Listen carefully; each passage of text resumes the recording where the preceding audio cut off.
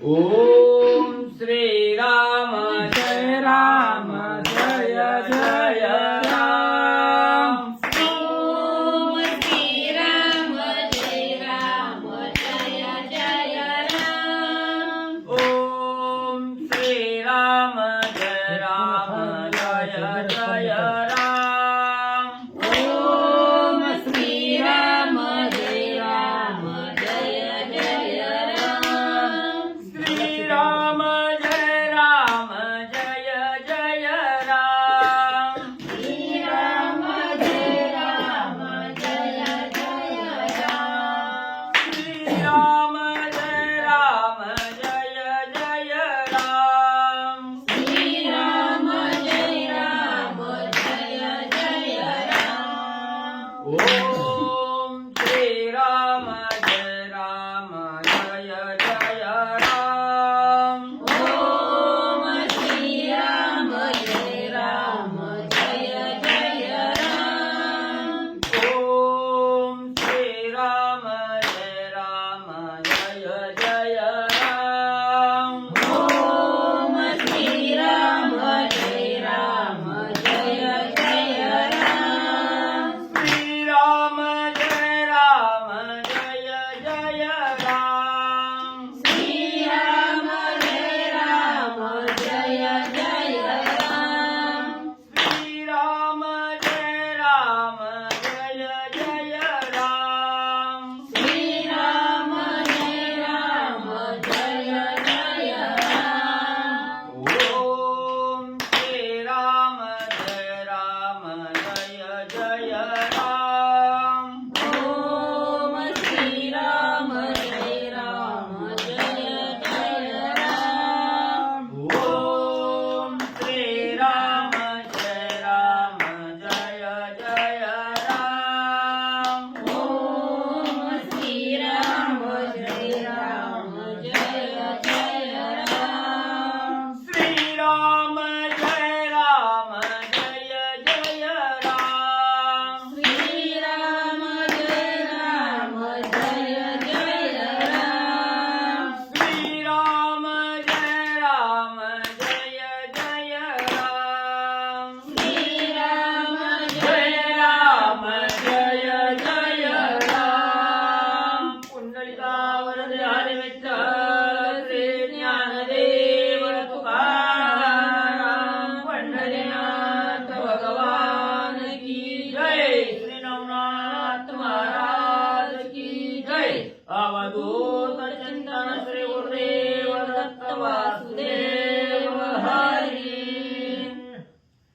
श्री गणेशाय नमः। श्री सरस्वती नमः। श्री प्रभु रामचंद्राय नमः। वक्रतुंड महाकाय सूर्यकोटि समप्रभा निर्विघ्नं कुरु मे देवं सर्वकार्येषु सर्वदा।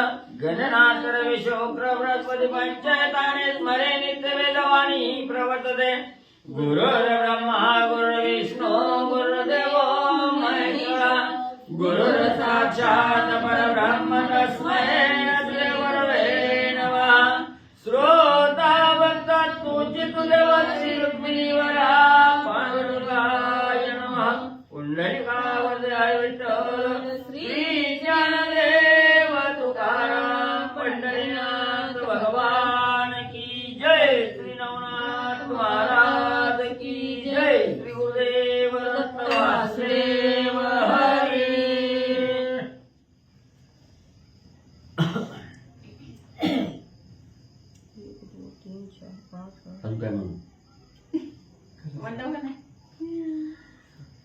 श्री गणेशाय नमः। श्री सरस्वती नमः। श्री गुरुभ्यो नमः।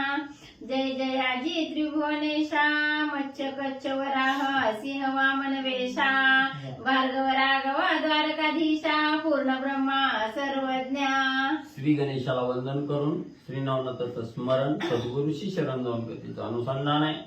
ग्रंथकर्ते असणारे त्या ठिकाणी धुंडी महाराजांचा मुलगा मालू महाराज आणि या ठिकाणी असणाऱ्या गणपती बाप्पा सरस्वती माता यांना असणाऱ्या साष्टांग प्रणिपात करून असणाऱ्या अध्यायाला सुरुवात करत असताना अखिल कोटी ब्रह्मांडाचा नायक आहे. स्वर्ग मृत्यू आणि पाताळ या तिन्ही जगताचा असणारा ईश्वर आहे त्या ठिकाणी. एवढंच नाही, असणारा त्या ठिकाणी माशाचा अवतार घेतला, कासवाचा अवतार त्या ठिकाणी घेतला, वराहाचा अवतार त्या ठिकाणी घेतला आणि असणारं त्या ठिकाणी नरसिंहाचाही अवतार त्या ठिकाणी धारण करणारा आणि असणाऱ्या बटू वामनाच्या असणाऱ्या रूपात त्या ठिकाणी जाऊन वामनाचा वेश त्या ठिकाणी धारण करणाऱ्या आणि द्वारकेचा राणा असणारा श्रीकृष्ण आहे. त्या श्रीकृष्णाचाही अवतार त्या ठिकाणी घेऊन जगाचं कल्याण त्या ठिकाणी करणारा आणि सर्व असणारं पूर्ण परब्रह्म स्वरूप असणाऱ्या अशा असणाऱ्या भगवंता तुमचा जय जयकार असो. हे गुणातीता सकल गुणज्ञा व्यक्त व्यक्ता सर्वज्ञा पूर्ण ब्रह्माचल सर्वज्ञा बौद्ध कलंकी आदिमूर्ते आणि गुणातीत त्या ठिकाणी असणारा भगवंत आहे. सर्व गुणाच्या असणारा त्या ठिकाणी विरहित असणारा आहे. त्या ठिकाणी एवढंच नाही, सर्व गुण संपन्नही असणारा भगवंत आहे. व्यक्त होऊन अव्यक्ताच्या पलीकडे त्या ठिकाणी राहणारा आणि या चराचरामध्ये काय चाललं त्या ठिकाणी असणाऱ्या मुंगीच्या मनातील त्या ठिकाणी जाणण्यापासून असणार त्या ठिकाणी झाडाच्या असणाऱ्या पाल्यापर्यंत त्या ठिकाणी सर्व काही जाणणारा आणि भगवंता तूच त्या ठिकाणी आहेस अशा असणाऱ्या भगवंता तुमचा असणारा जय जयकार म्हणले असो. मागील अध्यायी केले कथन श्री जालिंदरा होऊनी जन्म तपाचरोणी त्रिनंदन संपादिला गुरुत्वी. मागच्या अध्यायाच्या ठिकाणी म्हणजे असणाऱ्या जी कथा त्या ठिकाणी सांगितली गेली त्या असणाऱ्या कथेमध्ये असणाऱ्या जालिंदरनाथाचा जन्म झाला. हातीच्या कानातून असणाऱ्या कानिपनाथाचा जन्म त्या ठिकाणी झाला आणि त्याच वेळी जालिंदरनाथाने असणारी म्हणजे 12 वर्षाची खडतर तपश्चर्या बद्रिक आश्रमाच्या ठिकाणी आणि त्या ठिकाणी केली. दत्त गुरु महाराजाला असणार दत्त गुरुला आणि आपला असणार सद्गुरु त्या ठिकाणी करून आणि म्हणले घेतलं. तो समर्थ त्रिसूता प्रसन्न झाला सद्विद्येत तयावरू ते सगळ दैवत गौरविले पावके. मग असणाऱ्या म्हणजे जालिंदरनाथाला त्या ठिकाणी अग्निदेव आले. जालिंदरनाथाचे असणारं त्या ठिकाणी सांत्वन केलं. त्याच वेळेस असणाऱ्या दत्त महाराजाला सांगितलं असणारं त्या ठिकाणी म्हणजे जालिंदरनाथाला सर्व काही विद्या त्या ठिकाणी शिकवा आणि असणाऱ्या दत्त महाराजांनी सर्व विद्येमध्ये असणारा म्हणजे जालिंदरनाथ प्रसन्न त्या ठिकाणी केला आणि तसंच असणाऱ्या अग्निदेवतांनी सर्व असणाऱ्या दैवताला त्या ठिकाणी बोलवलं आणि सगळ्याचे आशीर्वाद म्हणजे मिळवून दिले. स्कंदिवाहुनी द्विमूर्धनी पृथक दैवते स्थानी स्थानी सत्यलोकादी अमर पाहुणी वैकुंठादी पाहिले. मग असणाऱ्या त्या ठिकाणी म्हणजे असणाऱ्या खांद्यावर म्हणजे असणाऱ्या अग्निदेवानी म्हणजे जालिंदरनाथाला त्या ठिकाणी घेतलं आणि स्वर्ग असणारं वैकुंठ ठिकाण इथं घेऊन म्हणजे त्या ठिकाणी गेले आणि जी काही जागोजागी असणाऱ्या स्वर्गाच्या वैकुंठाच्या ठिकाणी जी असणारी दैवत आहे ती सगळ्या देवाची ओळख करून जालिंदरनाथाला दिली.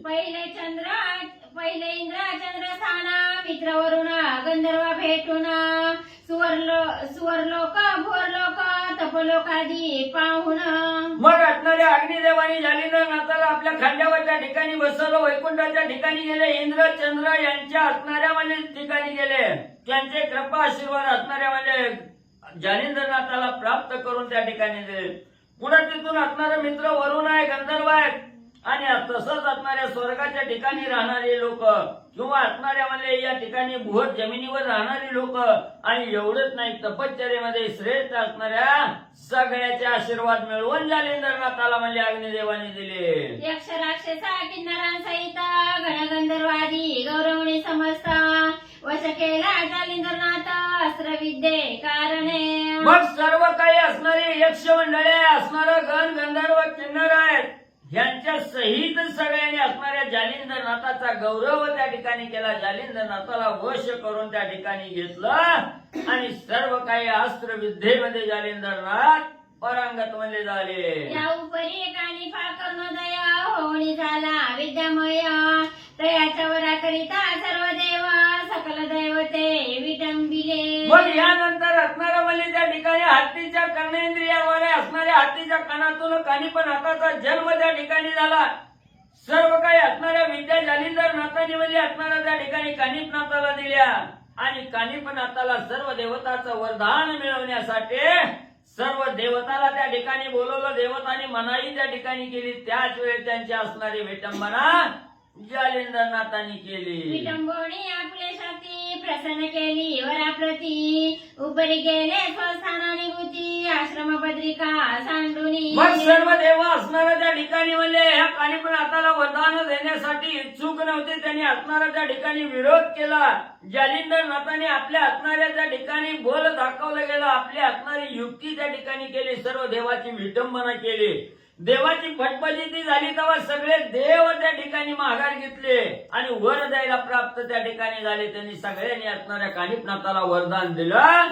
आपापल्या घरी सुखरूप निघून गेले. परी उमावराने रमावरा कानिपाने जालिंदरा बद्रिकाश्रमी रावणी स्थिरा करीती विचारा तो कैसा. मग सगळी दैवता त्या ठिकाणी वरदान कानिपनाथाला दिलं. आपापल्या ठिकाणी निघून गेली.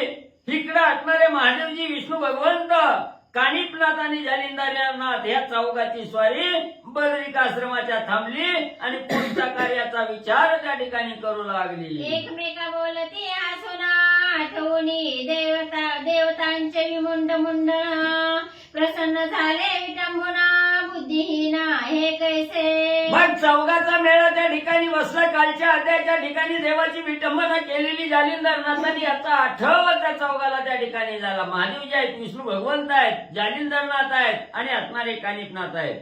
ह्यांनी विचार त्या ठिकाणी केला. कालचा विषय आठवला गेला. देवाची फटफटीती आणि खळखळून त्या ठिकाणी हसू लागले. काय म्हणले असणाऱ्या त्या ठिकाणी म्हणले असणाऱ्या देवाचं म्हणले किती फटफटीती म्हणजे असणाऱ्या जालिंदरनाथानं त्या ठिकाणी केली.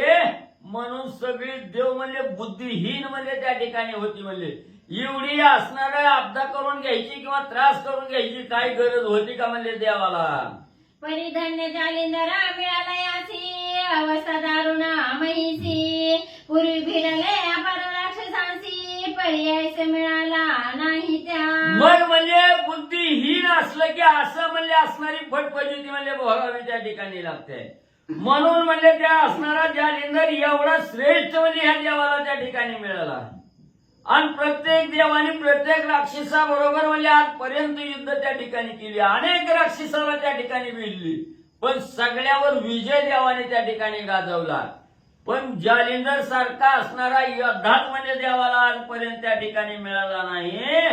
एवढं श्रेष्ठ असणाऱ्या देवाची विटंबना म्हणजे जालिंदरांनी केली. उफराटे नग्न देही अदो पाहता होते मही ऐसे उचिता कदा देही मिळाले नाही तयांसी. काय करायचं देव आहे त्या ठिकाणी पण सगळ्या वस्त्राचं हरण करून खाली मुंडी वर पाय करून झाडाला असणारं म्हणजे देवाला त्या ठिकाणी टांगलं. नग्न अवस्थेत असणारं म्हणजे उपराट म्हणजे असणाऱ्या झाडाला त्या ठिकाणी टांगलं. एवढी फटफटीती केली अशी वेळ देवावर कवा सुद्धा म्हणजे त्या ठिकाणी आली नव्हते. ऐसे बोलूनी उत्तरोत्तर हास्य करीती वारंवार मिळवूनी करास कर टाळी पिटीती विनोदे. मग एकमेकाला बोलायचं कसं वाटलं देवाची कशी फजिती ह्या जालिंदरनाथांनी त्या ठिकाणी केली म्हणून हसायचं, हातात हात त्या ठिकाणी द्यायचं, टाळ्या वाजवून आनंद त्या ठिकाणी करायचा. असं देवाची फजिती ऐकून ह्या असणाऱ्या ब्रह्म असणारे म्हणजे त्या ठिकाणी महादेव जे आहेत, विष्णू भगवंत आहेत, जालिंदरनाथ आहेत, कानिपनाथ आहेत, एकमेकात आनंद व्यक्त करू लागली. असोयशी विनोद शक्ती यावरी बोले उमापती हे महाराजा जालिंदराजती चित्त दे या वचनाते. पुन्हा म्हणले असू द्या म्हणले आता झालं गेलं सगळं विसरून जावं लागतंय. देवानी जर म्हणजे तीच गोष्ट मनात ठेवली तर पुन्हा भक्तावर कवा कृपा त्या ठिकाणी करायची. असू द्या म्हणजे तिथल्या तिथं विषय त्या ठिकाणी सोडला गेला आणि असणाऱ्या त्या ठिकाणी महादेवजी असणाऱ्या त्या ठिकाणी सांगू लागले जालिंदरनाथा ऐक म्हणले मी तुला हितोपकारक असणारं वचन त्या ठिकाणी बोलणार आहे. माझ्या मुखातून काय बाहेर येणारं वचन आहे सावध रीतीनं आहे. नागपत्र अश्वस्थ स्थानी पूर्ण अज्ञाहुती करोणी प्रथम कविद्वार चोनी वरा लागी साधावे. मग असणाऱ्या महादेवजींनी सांगितलं असणाऱ्या जालिंदरनाथा नागपत्र अश्वत्थ असं असणारं ठिकाण आहे त्या आणि त्या ठिकाणी म्हणजे असणारं पूर्ण यज्ञ आहुती म्हणजे यज्ञ त्या ठिकाणी करावा आणि तिथंच म्हणजे असणारं हे जे साबरी विद्येचं कवित्व आहे याची सुरुवात म्हणजे असणारा यज्ञ करून नागपत्र अश्वत्थानाच्या ठिकाणी आणि म्हणजे सुरुवात करावी आणि सर्व देवताकडून वरदान म्हणजे लाभून घ्यावं. वेद विद्या मंत्र बहुत अस्त्र विद्या प्रतापवंत परिद्य महिवरी पुढे कलित चालणार नाही महाराजा. म्हणून महाराज म्हणजे ही जी असणाऱ्या वेदाचं ज्ञान आहे, विद्येचं ज्ञान आहे, हे अनेक असणारे मंत्र आहे त्या ठिकाणी. ही अस्त्र विद्या ही प्रतापवंत आहे आणि ही म्हणजे आताच म्हणजे त्या ठिकाणी शिकून घेणं गरजेचं आहे. म्हणजे ही असणारी विद्या म्हणजे ही वेदाची विद्या, अस्त्र विद्या ही काय मंत्र तंत्र म्हणजे असणाऱ्या कलियुगात चालणार नाही. तर म्हणून म्हणजे आताच असणारं म्हणजे त्या ठिकाणी शिकून घे. मग मंत्र शक्ती उपाय तरणी काहीच न मिळे लोकांना गुणी. मग ते दुःख प्रवाह शमिनी सकळ लोक पडतील. मग आता जर म्हणजे हे सावली विद्याचं कवित्व त्या ठिकाणी नाही केलं, ही मंत्र विद्या असणारी त्या ठिकाणी शस्त्रविद्या वेदविद्या त्या ठिकाणी जर नाही शिकलं गेलं तर बेकार कलियुग म्हणजे पुढे येणार आहे. म्हणजे आता चालू आहे ती. आणि ह्या कलियुगात म्हणजे कोण कोणाचं म्हणजे त्या ठिकाणी ऐकणार नाही आणि कोण असणारा परमार्थ करायला सुद्धा म्हणजे त्या ठिकाणी धावणार नाही ती. म्हणून ही कलियुगात म्हणजे या असणाऱ्या मंत्राचा आणि उपयोग म्हणजे त्या ठिकाणी होणार आहे. म्हणून आताच असणारा म्हणजे ही असणारा मंत्र विद्या त्या ठिकाणी शिक आणि असणारा म्हणजे त्या ठिकाणी पारंगत हो. तरी सिद्ध करुणी आता कविता अवंतीचे नागश्वथा सकल विद्या करुणी आता काणी पाहते ओपीचे. मग ही जर असणारी विद्या म्हणजे तो आता जर नाही म्हणजे त्या ठिकाणी प्रसिद्धीला आणली तर म्हणजे असणाऱ्या ह्या कलियुगात सगळ्याला म्हणजे दुःखाच्या असणाऱ्या म्हणजे त्या ठिकाणी डोहात पचावं लागेल. सगळी दुःख असणाऱ्या दुःखाच्या प्रवाहात म्हणजे त्या ठिकाणी वाहत जातील. म्हणून त्या दुःखातून बाहेर काढण्यासाठी हे असणारे मंत्र आहेत. हे मंत्र कलियुगात त्या ठिकाणी म्हणजे उपयोगी येणार आहेत. म्हणून आता तो असणारा त्या ठिकाणी सिद्ध व्हावं, हे साबरी विद्येचं कवित्व त्या ठिकाणी करावं आणि हे कवित्व करण्यासाठी योग्य असं असणारं ठिकाण नागपत्र अश्वत्थाचं असणारं ठिकाण म्हणजे त्या ठिकाणी आहे. या कानिफाची उदार शक्ती स्थिती मिरवत आहे दांभिक वृत्ती तरी बलवी आहे कार्याप्रती पुढे पडेल महाराजा. आणि ह्या असणाऱ्या कानिफनाथालाही म्हणजे त्या नागपत्र अश्वत्थानाच्या ठिकाणी म्हणजे घेऊन जावं. तिथं सर्व काही असणाऱ्या विद्या म्हणजे ह्या असणाऱ्या कानिफाला त्या ठिकाणी शिकवाव्या आणि कानिफनाथाची असणारी उदार शक्ती आहे म्हणजे त्या ठिकाणी दांभिक वृत्ती. हत्तीच्या कानातून त्याचा जन्म झालाय म्हणून दांभिक आहे म्हणजे त्या ठिकाणी. म्हणून म्हणजे हा दांभिकपणा घालवण्यासाठी ही विद्या आणि त्याला म्हणजे उपयोगी त्या ठिकाणी पडणार आहे असं असणाऱ्या महादेवजींनी जालिंदरनाथाला सांगितलं. हा परशक्ती करील पुढती विद्यावरी तिला याच्या हाती. मग काय वाच हा पार शिष्य करील. मग शिष्यच वाचलं होतं. हा पार शिष्य करील पुढती विद्याविरीतीला याच्या हाती. मग ती प्रतिष्ठा लोकांपरती सर्व जगी मिरवेला. मग हा असणारा म्हणजे सर्व विद्या पारंगत झाल्याबरोबर असणारा श्रेष्ठत्व म्हणजे कानिफनाथाच्या अंगी त्या ठिकाणी येईल आणि पृथ्वी तलावरनं असणारा त्या ठिकाणी तीर्थाटन करत असताना अपार असणाऱ्या शिष्याचा मेळा त्या ठिकाणी जमा करेल. सर्व काही विद्या म्हणजे याच्या अवगत म्हणजे त्या ठिकाणी होतील. ह्याला असणाऱ्या सर्व विद्या वरून त्या ठिकाणी घेतील आणि सर्व जगतामध्ये लोकांमध्ये याची असणारी प्रतिष्ठा म्हणजे मिळवेल. पूर्वी साबरी ऋषीने मार्ग काढिला आहे शुभयोग परी थोडकी विद्या सांग महिलागी पुरेना. मग असणाऱ्या पूर्वी म्हणजे ह्याच असणाऱ्या साबरी विद्येचं म्हणजे असणारं कथानक किंवा असणारी साबरी विद्या म्हणजे पूर्वी सांबरी नावाचे असणारे ऋषी त्या ठिकाणी होते. त्यांनी ही विद्या काढली होती पण म्हणजे ती थोडकी विद्या असणाऱ्या काही लोकांपर्यंत म्हणजे त्या ठिकाणी पोचली. पण ही काही सगळ्याला म्हणजे विद्या आणि त्या ठिकाणी पुरली नाही, कमी म्हणजे पडली गेली. तरी शतकोटी साबरी गणा माहिती मिरवावे शुभवचना सकळास्त्रांची अनुनी भावना महिलागी मिरवावी. म्हणून म्हणजे आता असणाऱ्या शतकोटी असणारं त्या ठिकाणी म्हणजे साबरी विद्या त्या ठिकाणी करायची. ही सांबरी असणारे जे गण आहेत ऋषीचे, हे शतकोटी गण त्या ठिकाणी आणायचे. ह्या सर्व असणाऱ्या पृथ्वी तलावर त्यांचं असणारं दर्शन त्या ठिकाणी घडवायचं. सर्व शास्त्राची असणारी त्या ठिकाणी म्हणजे सर्व अस्त्रांची ही असणारी त्या ठिकाणी भावना त्या विद्येमध्ये प्रगट त्या ठिकाणी करावे आणि या गहनीवर म्हणजे मिरवावे. तरी या कवितेची वाटणी मिरवावी नवनाथाला गुणी, कोणती कैसी गती लागुणी सांगतो माता ते ऐका. मग हे शतकोटी साबरी विद्या त्या ठिकाणी तयार करायची किंवा याचे असणारे शतकोटी मंत्र त्या ठिकाणी करायचे. मग या असणाऱ्या पृथ्वी तलावर फिरत असताना म्हणजे त्याची असणारी म्हणजे कशी कुणी किती म्हणजे त्या ठिकाणी कवित्व करायचं, शतकोटी करायचं. पण हे 9 नारायण आहे त्या ठिकाणी, ह्या 9 नारायणापैकी किती कोणी त्या ठिकाणी करायचं याची असणारी माहिती महादेवजी सांगू लागले. पूर्वी मच्छिंद्राने धरुणी लक्ष काव्य केले आहे प्रत्यक्ष, 33 कोटी 95 लक्ष मंत्र विद्युलता मिरविल्या. मग पूर्वी म्हणजे असणाऱ्या मच्छिंद्रनाथांनी लक्ष देऊन म्हणजे त्या ठिकाणी काव्य केलं साबरी विद्येचं. त्याच्यामध्ये 33 कोटी 95 लाख असणारे मंत्र म्हणले आणि मच्छिंद्रनाथांनी तयार केले.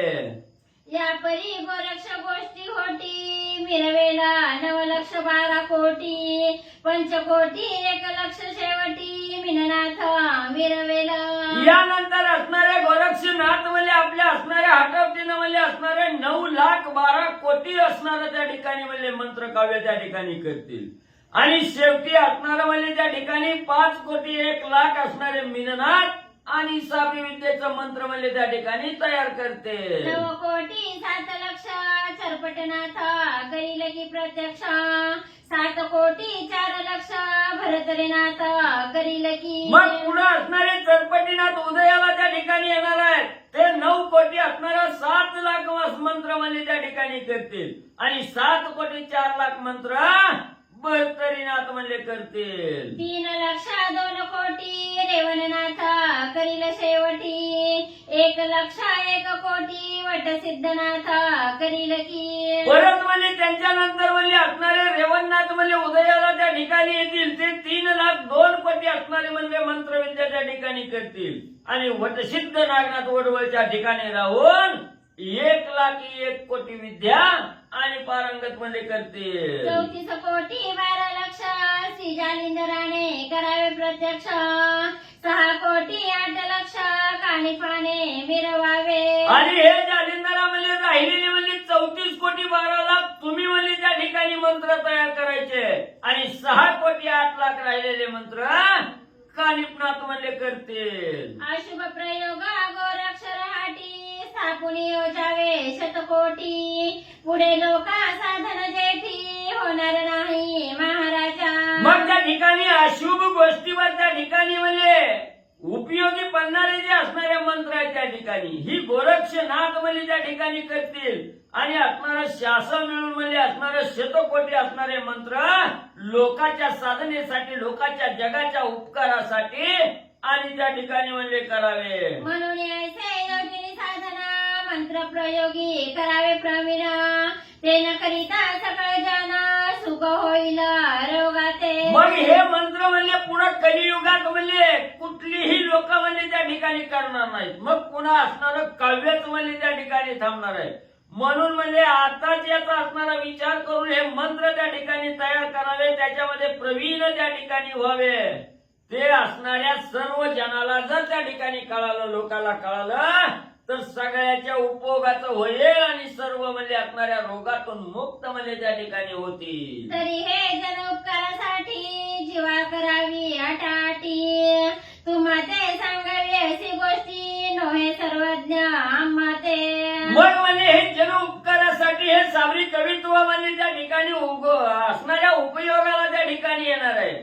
म्हणून सर्व जीवाची आटाआटी त्या ठिकाणी करावी. कितीही कष्ट त्या ठिकाणी लागलं तर कष्ट सहन करून हे असणारं शतकोटी साबरी विद्येचं आणि मंत्र म्हणजे त्या ठिकाणी करावं. ही कलीची विद्या कली संधाना मिरवित आहे पूर्वीपासून, तुम्ही नवनाथ अवतार घेऊन विद्या वर्तवित असत करता की मग ही असणारी कलीची विद्या आहे त्या ठिकाणी.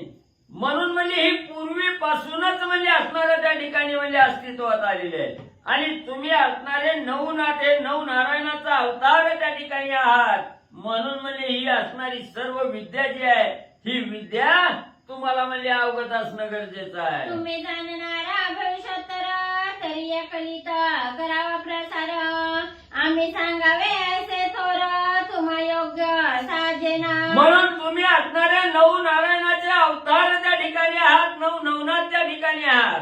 म्हणून तुम्हाला सगळं म्हणजे पुढे काय होणार आहे कलियुगात या असणारं भविष्य त्या ठिकाणी जाणणारे तुम्ही आहात. म्हणून म्हणजे या असणाऱ्या सावरी विद्येचा प्रसार कलियुगामध्ये त्या ठिकाणी करावा. मग तुम्ही आधीच म्हणजे अतिशय म्हणजे त्या ठिकाणी ज्ञानी आहात, हुशार आहात.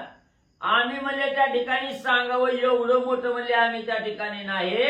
महादेवजी सांगतात भविष्योत्तर जाणून नाथा तू देवाची केली वार्ता कानी पाते वर देता बोलिला सीता महाराजा. मग त्या ठिकाणी असणारं म्हणजे पुढचं असणारं भविष्य जाणून म्हणजे असणाऱ्या जालिंदर नाथा तुम्ही एवढं म्हणजे हे देवाबरोबर म्हणजे तुम्ही असणार हे आगळीक म्हणजे त्या ठिकाणी केली. आणि देवाला म्हणजे पुढचं भविष्य जाणूनच म्हणजे देवाला कानिपनाथाला वरदान म्हणजे त्या ठिकाणी द्यायला लावलं. ही तुमचं हिताचं बोल म्हणजे त्या ठिकाणी होते. तरी आता असं सांडूनी जय मिरवावे कवित्व रत्न जारण मारणा उच्चाटना कवित्व रचने मिरवावे. मग जालिंदर नाथा आता म्हणजे असणारा आळस त्या ठिकाणी सोडावा. सगळी मरगळ म्हणजे अंगातली झटकून त्या ठिकाणी काढावी. वाचण्याकडे लक्ष देऊन म्हणजे असणारं त्या ठिकाणी राहावं. इतरत्र लक्ष न देता म्हणजे त्या ठिकाणी आळस सांडावा. जगाच्या कल्याणासाठी जगाच्या उपकारासाठी या सावरी विद्येचं कवित्व त्या ठिकाणी करावं. आणि जी काही कलियुगामध्ये जारण मारण उच्चाटन चिटकी वाहनामती का असणारी मूठमारी ही जी असणार त्या ठिकाणी म्हणजे धंदे चालणार आहेत. या धंद्यावर हे सावरी विद्येचं कवित्व आणि म्हणजे उपयोगी पडणार आहे. असे सांगून योमानाथ कानिफाविषयी अनेक सांगत याची बैठवून पूर्ण तपास समर्थपणे मिरविका. मग असं असणाऱ्या महादेवजींनी असणारा म्हणजे असणाऱ्या जालिंदर नाथाला त्या ठिकाणी सांगितलं. आणि परत असणाऱ्या कानिपनाथाविषयीचं असणारं भाषण आणि महादेवजी म्हणजे असणाऱ्या जालिंदर नाथाला त्या ठिकाणी सांगू लागले की जालिंदरा या असणाऱ्या कानिपनाथाला म्हणजे आता असणाऱ्या बद्रिका आश्रमाच्या ठिकाणी आणि तपश्चर्या करण्यासाठी आणि त्या विद्येचं समर्थपण त्याच्या अंगी मिळवण्यासाठी हित म्हणले बसवावं. असे सांगता उमावर अवश्य म्हणे जालिंदर मगवर देवणी रमावर जाता झाला वैकुंठी. मग महादेवजींनी सांगितलं. महादेवजीच्या वचनाला जालिंदर नाथांनी प्रमाण त्या ठिकाणी केलं. होकार त्या ठिकाणी दिला. अवश्य म्हणजे महादेवजी आम्ही म्हणजे तुमचं ऐकतो. लगेच असणाऱ्या त्या ठिकाणी म्हणजे विष्णू भगवंतही त्या ठिकाणी होते. त्यांनी असणाऱ्या जालिंदर नाथाला वरदान त्या ठिकाणी दिलं. कृपेचा वरदहस्त असणाऱ्या मस्तकावर ठेवला आणि विष्णू भगवंत आपल्या वैकुंठाच्या स्वस्थानाच्या ठिकाणी म्हणजे निघून जाऊ लागले. मग जालिंदराने कानिफनाथ 12 वर्षे राहून तेथ 40 कोटी 20 लक्षांत उभे चरित्र रचिले. मग महादेवजींनी सांगितल्याप्रमाणे या बद्रिका आश्रमाच्या ठिकाणी जालिंदरनाथ आणि कानिपनाथ असणारं 12 वर्ष त्या ठिकाणी राहिले. या 12 वर्षाच्या काळात 40 कोटी 20 लाख मंत्र काव्य त्या ठिकाणी म्हणले केलं. ते आदिनाथे कवित्व पावना पूर्ण झाले समाधान मग म्हणे नागाश्वती जाऊन सिद्धी मार्गी पावावे. मग हे जे 40 कोटी 20 लाख असणारं मंत्र काव्य म्हणजे जालिंदर नाथांनी त्या ठिकाणी बद्रिका आश्रमाच्या ठिकाणी म्हणजे कानिपनाथाबरोबर त्या ठिकाणी केलं. हे असणारं सावरी विद्येचं कवित्व महादेवजींनी त्या ठिकाणी बघितलं गेलं. अंतकरणाला अतिशय समाधान त्या ठिकाणी वाटलं आणि महादेवजींनी सांगितलं सुंदर केलंय. आता काय करा नागपत्र अस्वत्थानाच्या ठिकाणी जावा. म्हणजे याला असणारं जे सावरी विद्येचं कवित्व आहे सिद्धीला म्हणजे त्या ठिकाणी पावेल. मग जालिंदराने कानिफनाथ जाऊन पाहिला नागाश्वत्थ पूर्णाहुती हवन तेथ करुणी तोषवी विराते. मग महादेवजीच्या वचनाप्रमाणे लगेच असणाऱ्या जालिंदरनाथ कानिपनाथ असणाऱ्या नागपत्र अस्वत्थानाच्या ठिकाणी त्या ठिकाणी गेले. तिथं असणारा यज्ञ त्या ठिकाणी मांडला. पूर्ण आहुती हवन त्या ठिकाणी केलं आणि सगळ्या वीराला समाधान म्हणजे त्या ठिकाणी दिलं. सूर्यकुंडाचे आणून जीवना भावन वीरा करी सिंचना प्रसन्न करुणी त्यांचे मना वरा लागी घेतले. मग नागपत्र अश्वत्थानाच्या ठिकाणी गेल्यानंतर काय करायचंय? असणारी 100 कुंड आहेत ते त्या ठिकाणी पाण्यानं भरलेले, असणारी वाळलेल्या लाकडाचा असणारा त्या ठिकाणी म्हणजे एक तुकडा त्या ठिकाणी घ्यायचा आणि 100 कुंडाच्या ठिकाणी म्हणजे प्रत्येक कुंडात एक एक तुकडा टाकत त्या ठिकाणी जायचं. माघारी यायचं. वाळलेल्या लाकडाच्या तुकड्याला जिथं म्हणजे पालवी फुटलेली असल तिथं असणारी आंघोळ त्या ठिकाणी त्या पाण्यानं करायची. त्या पाण्यानं आंघोळ केल्याबरोबर काही क्षण त्या ठिकाणी मूर्छना येईल. मूर्छना जरी आले तरी त्या मूर्छनेत असताना सुद्धा 12 सूर्याच्या नावाचा मंत्र त्या ठिकाणी घोकायचा. मग ते असणारं एवढं कठोर असणारं त्या ठिकाणी आहे विद्या आहे. ही असणारं सगळं काही कार्य त्या ठिकाणी करायचं आणि 52 वीराला असणारं त्या ठिकाणी हे पाण्याचं सिंचन त्या ठिकाणी करून त्यांना प्रसन्न करून घ्यायचं. मग म्हणजे सगळ्या विद्या म्हणजे वरदानाला प्राप्त त्या ठिकाणी होता. या परी पुन्हा परतुना पाहते झाले बद्रिकाश्रमा मग काणी पाहते तपाबाई सवना लोकंटकी मिरविला. मग ही सगळं म्हणजे नागपत्र अश्वत्थानाच्या ठिकाणचं कार्य त्या ठिकाणी केलं. पुन्हा असणारी म्हणजे जालिंदरनाथ आणि कानिफनाथ बद्रिकाश्रमाच्या ठिकाणी आले. त्या बद्रिकाश्रमाच्या ठिकाणी असणारा त्या ठिकाणी कानिफनाथाला तपश्चर्येला त्या ठिकाणी बसवलं. खाली असणारं म्हणजे 16चा असणारं त्या ठिकाणी आसन टाकलेलं आहे आणि धारदार असणारी खिळे त्या ठिकाणी मारलेली आहे. त्या खिळ्यावर डाव्या पायाचा अंगठा त्या ठिकाणी ठेवला. सूर्याला अर्घ्य असणारी नजरदान त्या ठिकाणी दिली. वाऱ्याने येईल तेवढा पाला त्या ठिकाणी खायचा, हवा त्या ठिकाणी खायची. सूर्याकडे लक्ष त्या ठिकाणी ठेवत अशी कठोर कानिफनाथ 12 वर्षाची तपश्चर्या बद्रिकाश्रमाच्या ठिकाणी करू लागले. श्री आदिनाथाच्या साक्षीसी कानिफाबाई सवना पूर्ण तपासी श्री जालिंदरा तीर्थस्नानासी जाता झाला पुसून. मग म्हणली त्या काय वाचली माझी मी ऐकली नाही वाच पण नाही.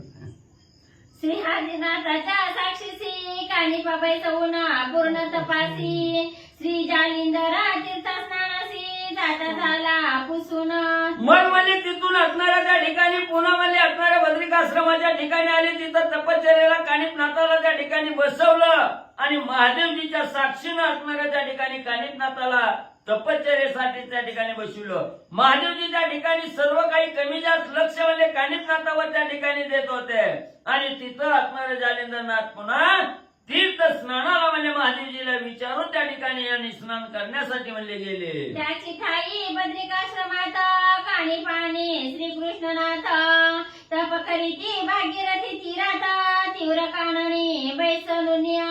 मग नाही कृष्णनाथ म्हणजे गोरखनाथ. मग म्हणजे त्या ठिकाणी त्याच बद्रिकाश्रमाच्या ठिकाणी म्हणजे एका बाजूला असणारे गोरक्षनाथ म्हणजे त्या ठिकाणी तपश्चर्या करीत बसलेले होते आणि तिथंच दुसऱ्या बाजूला म्हणजे हे कानिफनाथ त्या ठिकाणी तीर्थ करीत बसले होते आणि भागीरथी तीरात असणारे जालिंदरनाथ त्या ठिकाणी आंघोळीला गेले. ही दोघं एकाच ठिकाणी आहेत पण दोघाला घोर अरण्य आहे म्हणजे त्या ठिकाणी. पण दोघाला एकमेकाला खान पत्ता सुद्धा म्हणजे लागला नाही. उभय ठावा असे विभक्त एकमेकांचे माहित असो एकीकडे जालिंदरनाथ नाना क्षेत्री हिंडतसे. मग एका बाजूला असणारे त्या ठिकाणी गोरक्षनाथ आहे, दुसऱ्या बाजूला गोरक्षनाथ म्हणजे एका बाजूला आहेत, एका बाजूला असणारे कानिफनाथ त्या ठिकाणी आहेत. एकाच वनात आहेत पण दोघांची एकमेकाला काही म्हणजे असणारी माहिती म्हणजे त्या ठिकाणी नाही, ठाव नाही त्या ठिकाणी. असो म्हणजे इकडे असणाऱ्या जालिंदरनाथ म्हणजे असणाऱ्या त्या ठिकाणी स्नान केलं आणि नाना प्रकारचे असणाऱ्या पृथ्वी तलावाचे तीर्थक्षेत्र पाहत फिरू लागले. परिक्षेत्री जाताची आधी काननी भाला बांधिला तृण कापुणे निजमौळी त्वरे वाहुणे क्षेत्र माझी संचरे. मग जालिंदरनाथाचा नित्य क्रम काय त्या ठिकाणी होता? वाटेमध्ये लागणारं प्रत्येक क्षेत्र त्या ठिकाणी जायचं, असणारं दर्शन त्या ठिकाणी तीर्थक्षेत्राच्या ठिकाणी जायचं, दर्शन त्या ठिकाणी करायचं आणि जात असताना जंगलातून असणारा जो गवताचा चारा आहे त्या ठिकाणी ही गायीसाठी असणारा भारा बांधायचा गवताचा आपल्या डोक्यावर घ्यायचा आणि गावात मध्ये जायचं आणि जनावराला चारा टाकायचा. परी तो मवळी भार घेता सुख न वाटे अनिळ चित्ता मग संचरोणी भयवता वरच्या वरी धरीत असे. मग जालिंदरनाथ असणाऱ्या गवताचा भारामध्ये त्या ठिकाणी घ्यायचा, डोक्यावर ठेवायचा आणि गावाच्या दिशेने त्या ठिकाणी चालायचं. मग वाऱ्याला पुन्हा त्या वाऱ्यानं बघितलं, पवनदेवानी बघितलं गेलं जालिंदरनाथ एवढं कष्ट त्या ठिकाणी घेतात. मग का म्हणजे त्यांना असणारा त्रास द्यायचा? आपल्यासारखा करता करविता असताना त्या ठिकाणी म्हणजे यांना कशाला त्रास त्या ठिकाणी द्यायचा? वाऱ्यानं वरचा भारा वरच्या वरीच म्हणजे डोक्यावर न स्पर्श करता म्हणजे वरच्या वरी त्या ठिकाणी धरायचा, अशी मदत आणि त्या ठिकाणी वारा म्हणजे असणाऱ्या जालिंदरनाथाला करू लागलेला आहे. म्हणाला पवनासी काय कारण वरच्या वरी धरावयात ऋण तरी जालिंदर अग्निनंदना अग्नि पिता तो असे. मग तुम्ही म्हणताल असणाऱ्या एवढं म्हणजे जालिंदरनाथाच्या डोक्यावरचा गवताचा भारा पवन देवानी म्हणजे वरच्या वरी धरायचं काय काम आहे? म्हणले जालिंदरनाथ कोणाचे आहेत? जालिंदरनाथाचे वडील कोण आहे? अग्निदेव आहे. आणि अग्निदेवाचे वडील कोण आहे? असणारे पवन देव आहेत त्या ठिकाणी. मग आपल्या नाथाची काळजी आजोबाला त्या ठिकाणी वाटणार आहे. म्हणून त्यांनी एवढं म्हणजे नाताला दुःख त्या ठिकाणी द्यायचं नाही, म्हणून नाताच्या कैवारासाठी पवनदेव पुढे आले, डोक्यावरचा भारा दर त्या ठिकाणी धरू लागले. परिपौत्राची करुणी ममता म्हणून भारा धरी वरुता असो जालिंदर क्षत्रियता तृण गोधना सोडित असे. म्हणून नातवाची माया आजोबाला त्या ठिकाणी आली, या प्रेमापोटी भारा वरच्या वरी त्या ठिकाणी धरलेला आहे. आणि असा हा गवताचा भारा डोक्यावर आधान तरी त्या ठिकाणी जालिंदरनाथाचा आहे. तो भारा घेऊन असणाऱ्या गावामध्ये आले आणि गाई जनावराला त्या ठिकाणी हे गवत म्हणजे सोडू लागले. ऐसे भ्रमण करिता मही नाना तीर्थक्षेत्र यात्रा प्रवाही तो गौड बंगाला देशा ठाई हेलपट्टणी पैयारा. मग कुठेही म्हणजे कोणत्याही गावात जाण्याच्या अगोदर हा गवत कापायचा, भारा डोक्यावर त्या ठिकाणी घ्यायचा, वाऱ्यानं असणारा भारा म्हणजे आदर त्या ठिकाणी करायचा आणि तसाच भारा घेऊन म्हणजे प्रत्येक जिथं जाईल तिथं असणाऱ्या गाईला चारा त्या ठिकाणी टाकायचा.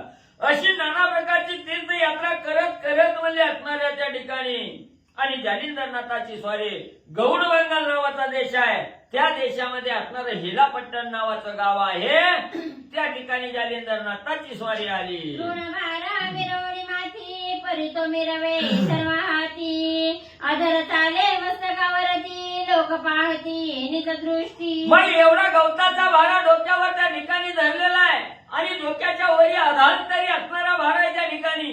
गावामध्ये असणाऱ्या गवताचा भारा घेऊन येत असताना आजूबाजूला असणाऱ्या लोकांनी बघायचं, भारा वरच्या वरी आहे, खालनं असणारे जालिंदरनाथ त्या ठिकाणी चालतायत. ही एवढं लाघव कसं काय त्याचं असणारं नवल पाहणाऱ्याला वाटू लागलं.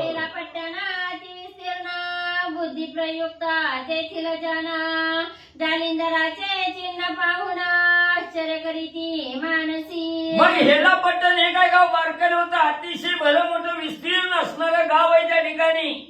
आणि त्या गावामध्ये राहणारी बी आपल्यासारखी येडपट लोक नव्हती, अतिशय बुद्धिवान लोक त्या ठिकाणी होती, तर्क वितर्क करणारी लोक त्या ठिकाणी होती. आणि जालिंदरनाथाचं हे चिन्ह पाहिलं गेलं. मग हे सहजासहजी कुणालाही त्या ठिकाणी जमतंय का? नाही जमत. त्या हा कोणतरी योगी असावा, हे असावा असा बुद्धीचा तर्क वितर्क करून आश्चर्य करू लागली. मनके आदरा भार कैसा चालती हान कळे तमाशा तरी हा सिद्ध अवतारलेशा महिलागी मिरवित असे. मग पाहणाऱ्याने विचार केला, हा असणारा म्हणजे भारा घेऊन जाताय, त्याला धरलेलं नाही, आधांतरी असणारा गवताचा भारा आहे. मग ही काय म्हणजे कुणाच्या बी हातून म्हणजे त्या ठिकाणी होणं शक्य आहे का? म्हणजे त्या ठिकाणी ही असं सिद्ध अवतारी पुरुष असल्याशिवाय म्हणजे हे असं घडत नाही त्या ठिकाणी. म्हणजे ही बुद्धिवंताची असणारे मनाचा विचार आहे त्या ठिकाणी. तरी विचार केला, हा असणारा म्हणजे कोणतरी असणारा जोगी असावा, अवतारी पुरुष त्या ठिकाणी असावा, त्याच्याशिवाय हा अधांतरी भारा म्हणजे धरता येणार नाही. मग तेच वाट्याचे जाना करू धावती तै दर्शना परितेनाचा समाधान चित्ती प्रशस्त लागेना. मग हे असणाऱ्या जालिंदरनाथाची कला बघितली की सगळ्याला प्रसन्न मनाला त्या ठिकाणी वाटायचं आणि लोकांनी तर्क वितर्क काढायला सुरुवात केली. हा आधांतरी भारा त्या ठिकाणी धरतोय, म्हणजे हाताचा स्पर्श नाही, काय नाही, म्हणजे हा असणारा अवतारिक पुरुष त्या ठिकाणी आहे म्हणायचं. मग काहीतरी असणारा म्हणजे देवच आपल्याला आज त्या ठिकाणी भेटला असं मनाच्या ठिकाणी असणारा विश्वास त्या ठिकाणी धरायचा, धावत जायचं, जालिंदरनाथाच्या चरणाला त्या ठिकाणी लागायचं, नमस्कार करायचा. पण नाताला काय म्हणजे त्या ठिकाणी मोठेपणा वाटत नव्हता. नाताला उलट आपल्या पाया पडते ते, आपली वाहवा करते ते, याच असणाऱ्या नाताला म्हणजे त्या ठिकाणी काहीच वाटणं गेलं. उलट नात उदास त्या ठिकाणी होऊ लागले. जे पूर्णपणे झाले निवाले ते प्रतिष्ठेपासून दुरावले, कदा न जाता जगी मानवले, चित्ती निस्पृहता धरुणिया. मग या ठिकाणी असणारा म्हणजे कसं आहे, म्हणजे आपल्यासारख्या लोकांचं कसं आहे, चार ओव्या सांगायला आले की आपली जगात प्रतिष्ठा त्या ठिकाणी व्हावी, सगळ्या गल्लीनं व्हावा त्या ठिकाणी म्हणावं, असणारं टीव्हीला युट्यूबला त्या ठिकाणी आपलं नाव यावं असं आपल्यासारख्याला त्या ठिकाणी वाटतं. पण जालिंदरनाथाला उलट त्या ठिकाणी झालं, लोकांनी वाहवा करू लागले, असणाऱ्या दर्शनाला रांग त्या ठिकाणी लागले. पण प्रतिष्ठेपासून असणारे जालिंदरनाथ अलिप्त त्या ठिकाणी राहतात.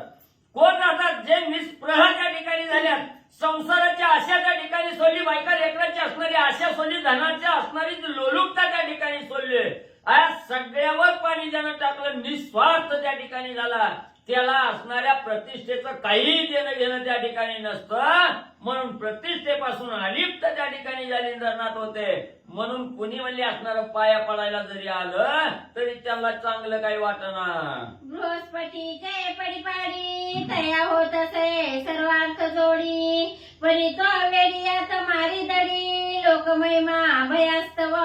मग देवाचे गुरु बृहस्पती आहे. बृहस्पतीची तुलना कशाबरोबर त्या ठिकाणी कोणाबरोबर मी करता येत नाही. पण ही बृहस्पतीच्या समान असणारी योग्यतेचं असणाऱ्या त्या ठिकाणी जालिंदरनाथ होते.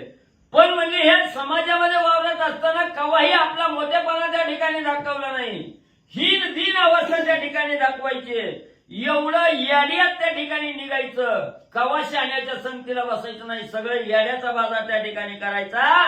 का तर आपण जर म्हणजे सगळं ज्ञान त्या ठिकाणी सांगत बसलो, मोठ्यात त्या ठिकाणी बसायला सुरुवात केली तर आपली प्रतिष्ठा त्या ठिकाणी उंच होईल आणि लोक म्हणजे आपल्याला त्या ठिकाणी नावं ठेवतील. मग आपल्याला प्रतिष्ठा नाही मिळायला पाहिजे. त्या ठिकाणी आपण कुणाच्याही नजरेसमोर त्या ठिकाणी मोठं म्हणून त्या ठिकाणी आलं नाही पाहिजे, असा विचार जालिंदरनाथ त्या ठिकाणी करत होते. जैसे कृपणा फुले धाना लक्ष्मीचे पाठी लागून, तन्मय झाली आम्हाला कदा काळी आवरेना. मग त्या ठिकाणी कसं आहे म्हणजे असणारा परिहार देऊन ग्रंथकर्ते त्या ठिकाणी सांगू लागले, एखादा असणारा कंजूस माणूस आहे त्या ठिकाणी किंवा चांगटा माणूस आहे त्या ठिकाणी, तो काय करतो, रुपयाला रुपया रुपयाला रुपया साशिवतो, गाडग्यात भरतो, गाडगत जमिनीत नेऊन म्हणजे त्या ठिकाणी पुरून ठेवतो.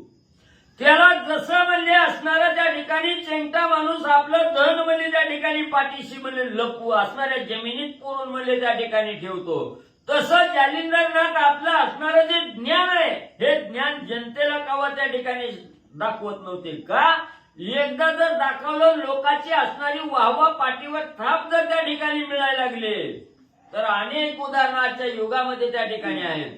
आपण महाराज महाराज म्हणून त्याच्या माग त्या ठिकाणी लागायचं, पाय धुवून पाणी त्या ठिकाणी प्यायचं आणि पुन्हा त्याने नाही ते कार्यक्रम करून त्या ठिकाणी दाखवायचं आणि प्रतिष्ठा मलिन त्या ठिकाणी होते लगेच, असा विचार जालिंदरनाथांनी केला.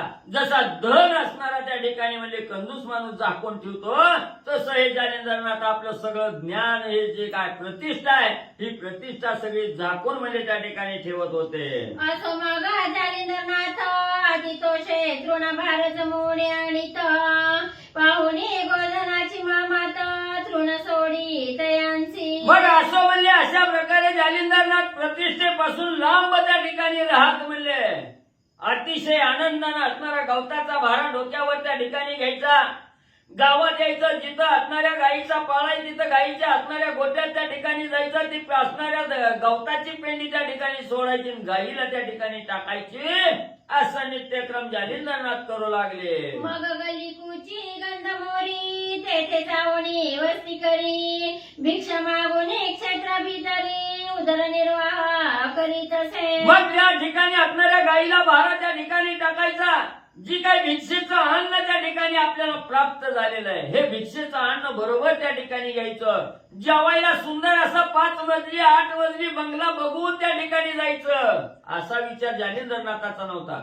जिथं काही पुच्छळ गल्ली आहे, म्हणजे सगळ्या गावाची घाण वाहून ज्या ठिकाणी येते आहे, ज्या ठिकाणी लांब तोंडाची त्या ठिकाणी फिरतात, अशा गलिच्छ असणाऱ्या त्या ठिकाणी ओंगळवाने असणाऱ्या गल्लीत जायचं, गटारीच्या कडेला जायचं, आपला शिदा सोडायचा आणि तिथं भोजन करायचं. असा नित्यक्रम जालिंदरनाथ करत होते. श्री सरस्वते नमः. श्री प्रभू रामचंद्राय नमः. या परिव्रताचा त्या गावीचा नरोप त्रिलोकांना सूत जायचा कंद. सुरुवातीलाच काय वरची घ्या वरची घ्या येऊ कशाला? कशाला 60च्या पुढे घे ना. बरोबर आहे, गाय हीच वय वाचन. चल यावरी वर्ततात त्या गावीचा नरोप त्रिलोचन सूत जायचा कंदर्प.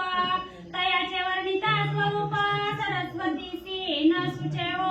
मग म्हणजे असं असणाऱ्या जालिंदरनाथाचं कार्य त्या ठिकाणी होतं. जंगलातून गवताचा भाडा आणायचा, गावामध्ये गल्ली असणाऱ्या गायीच्या गोट्याला त्या ठिकाणी द्यायचा, गायीच्या समोर चारा त्या ठिकाणी टाकायचा, मिळालेली भिक्षा घ्यायची आणि अतिशय घाण असणाऱ्या ठिकाणी जायचं आणि आपला असणारं त्या ठिकाणी भिक्षा काढायची, तिथं जेवण त्या ठिकाणी करायचं. असा असणारा कार्यक्रम करीत असताना त्या ठिकाणी फिरत फिरत असताना म्हणजे या असणाऱ्या हेलपट्टण गावाच्या ठिकाणी म्हणजे जालिंदरनाथाची स्वारी आलेली आहे. तिथं असणारा राजा म्हणजे त्या ठिकाणी त्रिलोचन नावाचा राजा त्या ठिकाणी होता आणि त्याचा एक असणारा मुलगा आहे, तो अतिशय मदनाचा पुतळा त्या ठिकाणी असणार आहे. गंधर्वाची खाण त्या ठिकाणी असणार आहे. त्याच्या असणाऱ्या म्हणजे त्या ठिकाणी स्वरूपाचं वर्णन त्या ठिकाणी करायचं म्हटलं तर सरस्वती सुद्धा मौन त्या ठिकाणी धरल. एवढा कंदर्पाचा पुतळा असणारा त्रिलोचन राजाचा मुलगा आणि हेलपट्टण गावाचा. नाम जयाचे गोपीचंद वरी मिरवला सर्व संपत्ती वृंद.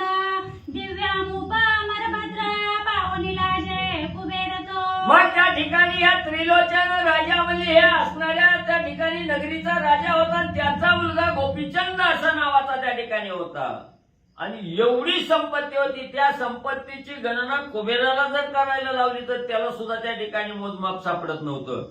एवढंच नाही, असणाऱ्या 33 कोटी देवाचा राजा इंद्र आहे. या इंद्राला सुद्धा म्हणजे हे असणाऱ्या गोपीचंदा बरोबरी त्या ठिकाणी होत नव्हती. एवढं ह्याचं धन संपत्ती बघितलं तर कुबेराला सुद्धा लाज वाटत होती. आपल्यापेक्षा मोठा आहे म्हणजे ही असणारा गोपीचंद. 12 लक्ष पूर्व शक्ती अश्व मिरवले वाताकृती. तेजपुंज पावनीला जाती चपळपणी चपळा त्या. मग एवढी संपत्ती किती आहे म्हणजे त्या ठिकाणी आपण एक मोटरसायकल घेतली तर 10 गावाला फोन करून सांगतो. इथं म्हणजे असणारं 12 लाख असणारं नुसतं घोडा आहेत म्हणजे त्याच्या असणाऱ्या अश्वशाळे त्या ठिकाणी. एवढंच नाही, तेज पुंज असणारं त्या ठिकाणी सूर्याचं तेज पडावं असं तेज म्हणजे नुसत्या महालात आहे त्या ठिकाणी, नुसतं भिंतीचं तेज आहे त्या ठिकाणी. आकाशात असणाऱ्या विजेचं तेज जसं सळसळ करीत त्या ठिकाणी येतं तसं तेज म्हणजे त्या असणाऱ्या म्हणजे आणि गोपीचंद राजाचं म्हणजे त्या ठिकाणी आणि म्हणजे पडत होतं. शिरत गटी रत्न कोंदिनी पाखरा शोभल्या बालार्क किरणे. जगमगती झालरी किरणी हेमगुणी मिरवल्या. मग त्या 12 लाख असणारी त्या ठिकाणी म्हणजे घोड्या आहेत. त्या घोड्याच्या असणाऱ्या म्हणजे अंगावर रत्नानं मळीत असणाऱ्या जोली त्या ठिकाणी आहेत. लासणाऱ्या उगवत्या सूर्याचं जसं तेज त्या ठिकाणी असतं तसं तेज त्या ठिकाणी पसरलेलं आहे. सर्व काही सूर्याच्या किरणासारखं किरण आणि त्या रत्नातून म्हणजे बाहेर पडू लागलेले आहे. रश्मी अति शोभायमान झालरी अग्नी हेमगुण. मुक्त गुंपिले समत्वी समान नक्षत्र मालिका जेवित्या. आणि एवढंच नाही, असणाऱ्या त्या ठिकाणी गावामध्ये घर म्हणजे असणाऱ्या त्या ठिकाणी सूर्यासारखं असणारं म्हणजे लाल भडक असणाऱ्या अग्नीसारखं म्हणजे त्या ठिकाणी झालरी म्हणजे बांधलेली आहे त्या ठिकाणी. त्याला असणारा मुक्त मणी त्या ठिकाणी गुंफलेला आहे. एवढंच नाही, जसं आकाशात नक्षत्राची मालिका त्या ठिकाणी दिसावी, नक्षत्राची ओळ त्या ठिकाणी दिसावी, तशा या झालरी म्हणजे गुंफलेल्या त्या ठिकाणी आणि दिसू लागल्या. हेमतगटी रत्न कोंदिनी ग्रीवे मिरवल्या माळात भूषणी. संगीत पेट्या नवरंग रत्नी दीप जैसे लाविले. मग एवढंच नाही, असणाऱ्या सोन्यानं मडवलेले ठिकाणी कोंदण केलेल्या माळामध्ये असणाऱ्या त्या गोपीचंदाच्या गळ्यात म्हणजे त्या ठिकाणी दिसू लागलेल्या आहेत. जसं काय म्हणजे असणाऱ्या जागोजाग दिव्याची माळ त्या ठिकाणी म्हणजे उजळून निघाली, तसं हे रत्न कोंदलेलं असणाऱ्या माळा आणि गळ्यामध्ये म्हणजे धारण केलेल्या. मुख शोभले त्याचे परी दिव्य मिरवल्या सरोसरी चातक पिच्छा कर्णद्वया भितरी तुरे खोविले मौळी ते. मग एवढेच नाही, असणाऱ्या त्या ठिकाणी जो चेहरा त्या ठिकाणी होता, ह्या रत्न जडीत असणारा मुकुट डोक्यावर आहे, चेहराही तसाच तजेल त्या ठिकाणी दिसू लागलेला आहे. त्याचप्रमाणे अंगावरची कांती ही तेज त्या ठिकाणी देऊ लागले.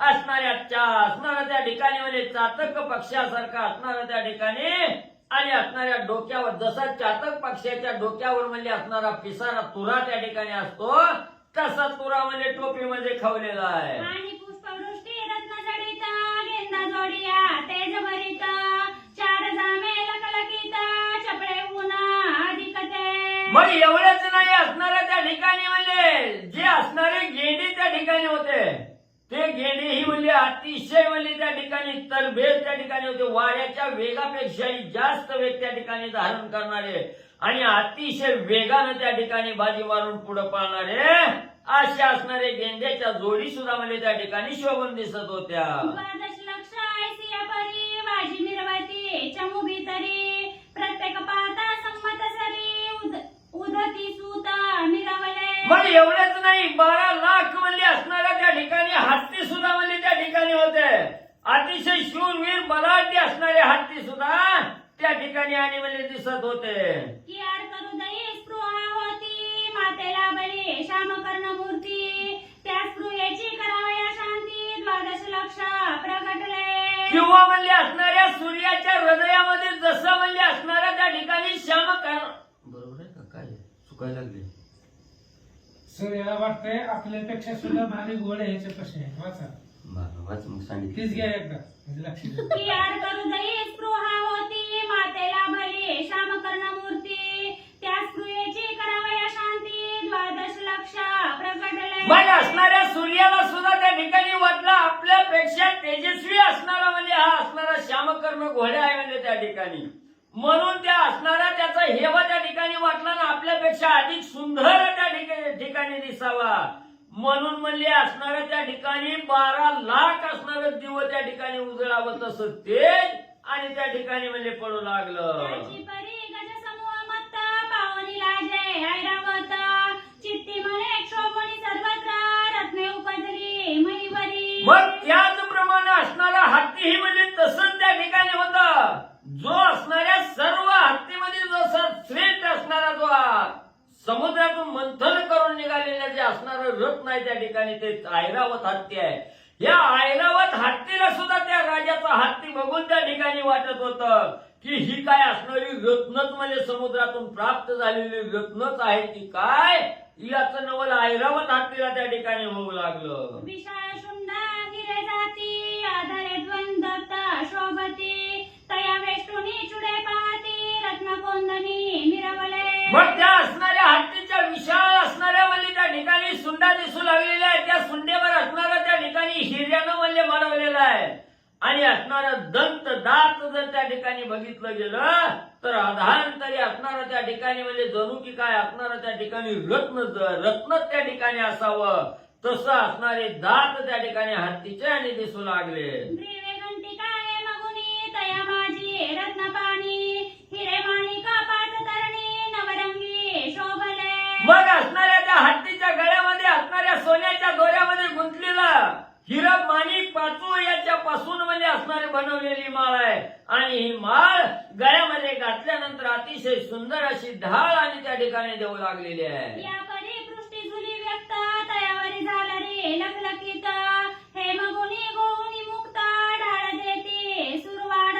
मग असणाऱ्या हत्तीच्या पाठीवर जुली टाकलेली आहे. त्या जुल्यावर असणाऱ्या रत्न जडीत त्या ठिकाणी म्हणजे सोनेरी असणाऱ्या दोऱ्यामध्ये आणि मुक्त माळा त्या ठिकाणी गुंतलेल्या गोवलेल्या आहेत आणि अशा प्रकारचं सुंदर तेज असणाऱ्या हत्तीच्या पाठीवरच्या जुल्या त्या जुलीचं पडू लागलेलं आहे. या परी हावदे मेघडंबरी सुवर्णांबऱ्या शोभल्यावरी त्याही कोंदणी नक्षत्र परी रत्न मिरू लाहिले. मग तसं त्या हत्तीच्या असणाऱ्या पाठीवर देवाच्या अंबाऱ्या त्या ठिकाणी ठेवलेल्या आहेत. पालखीसारखं ज्या वेळेस केलेलं आहे त्याला असणारी म्हणजे त्या ठिकाणी सोन्यानं असणारं मडवलेलं त्या ठिकाणी आहे.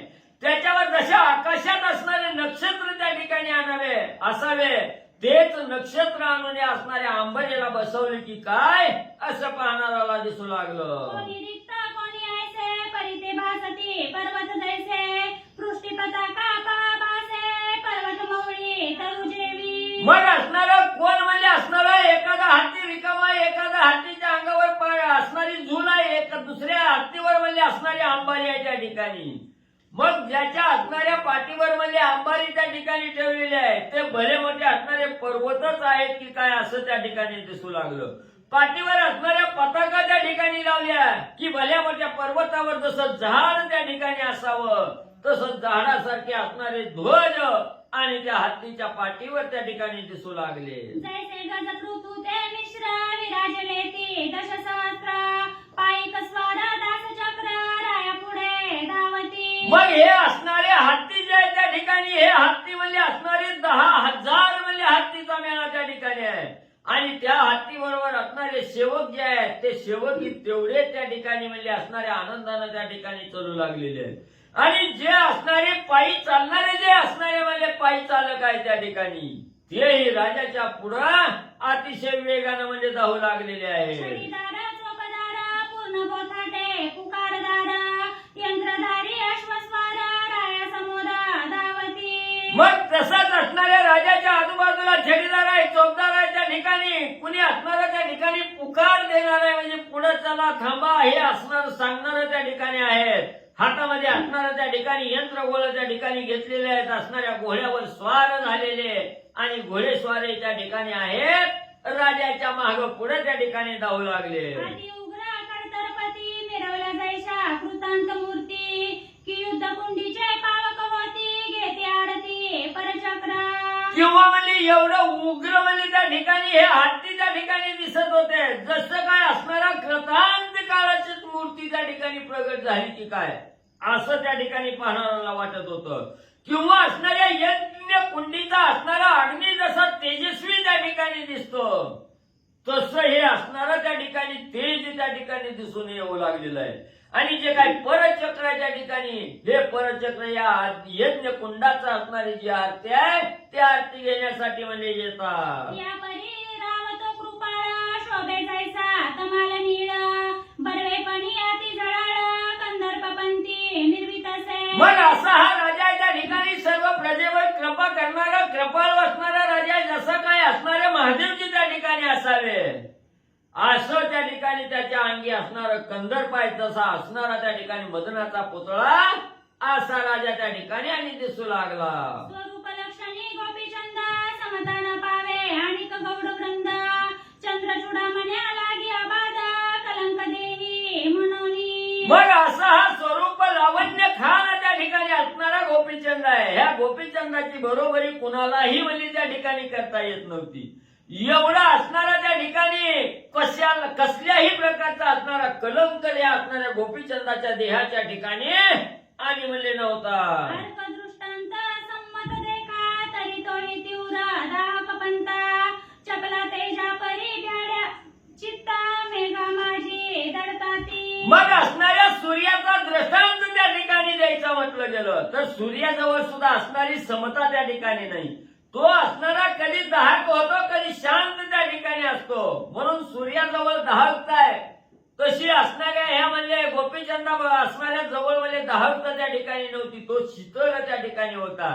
आणि असणाऱ्या विजेची उपमा त्या ठिकाणी तेजाविषयी द्यायची म्हटलं तर असणारी वीज ही म्हणजे त्या ठिकाणी एका क्षणात म्हणजे बिहून गायब त्या ठिकाणी होते आणि ढगाच्या आड जाऊन त्या ठिकाणी लपते. तसा गोपीचंद नव्हता. ऐसा नव्हे हा रूपनाथ दिव्य रूपी सद्गुण भरित धर्म औदार्य सौभाग्यवंत विजय लक्ष्मी निर्वितसे. मग तसा हा असणाऱ्या म्हणजे सूर्याची बी उपमा देण्यासारखा राजा नव्हता. असणाऱ्या म्हणजे चपळ असणाऱ्या विजेचीही असणारी उपमा द्यायची म्हणलं तर तसा राजा म्हणजे हा असणारा गोपीचंद त्या ठिकाणी नव्हता. दिव्य रूप असणारा त्या ठिकाणी आणि सद्गुण भरीत सर्व गुणांनी असणारा त्या ठिकाणी संपन्न असणारा राजा होता. धर्मदान करण्यामध्येही औदार्यवंत असणारा सौभाग्यवंत असणारा राजा गोपीचंद त्या ठिकाणी होता. त्याच्या घरी अखंड विजयलक्ष्मी म्हणजे त्या ठिकाणी आणि मिरवत होती. मनाला प्रताप नसेल व्यक्त तरी कृतांताचे आसन पाळीत धाके परचक्र नोनी देता करभराते न सांगता. मग तुम्ही म्हणाल एवढा असणारा देखणार दुखणार सगळ्या असणाऱ्या त्या ठिकाणी संपत्तीवान असणारा त्या ठिकाणी म्हणजे राजा आहे. मग म्हणजे ह्याच्या अंगी काही युद्ध करणे एवढं म्हणजे त्या ठिकाणी प्रताप असेल का? तर म्हणजे त्याला असणारा प्रताप बी म्हणजे त्याचा विचारायचा म्हणलं तर जे शत्रू आहे त्या ठिकाणी दुसऱ्या राज्याचे जे असणारे शत्रू आहे त्या ठिकाणी हे शत्रू एवढं म्हणजे त्या ठिकाणी गोपीचंदाला भीत होती. त्यानं मागायच्या आधीच म्हणजे सगळा करभार आणि आणून म्हणजे गोपीचंदाला देत होते. या परिवर्णित शरीर पुष्टी तरी मनवितासे महिते जेठी शतजेठी मही फुटी लावणीया रगडत असे. मग पुन्हा माणसाला असणाऱ्या शरीराची जर असणारी त्या ठिकाणी रचना सांगायची म्हटलं तर तो शरीरानं बी दुष्ट पुष्ट त्या ठिकाणी होता.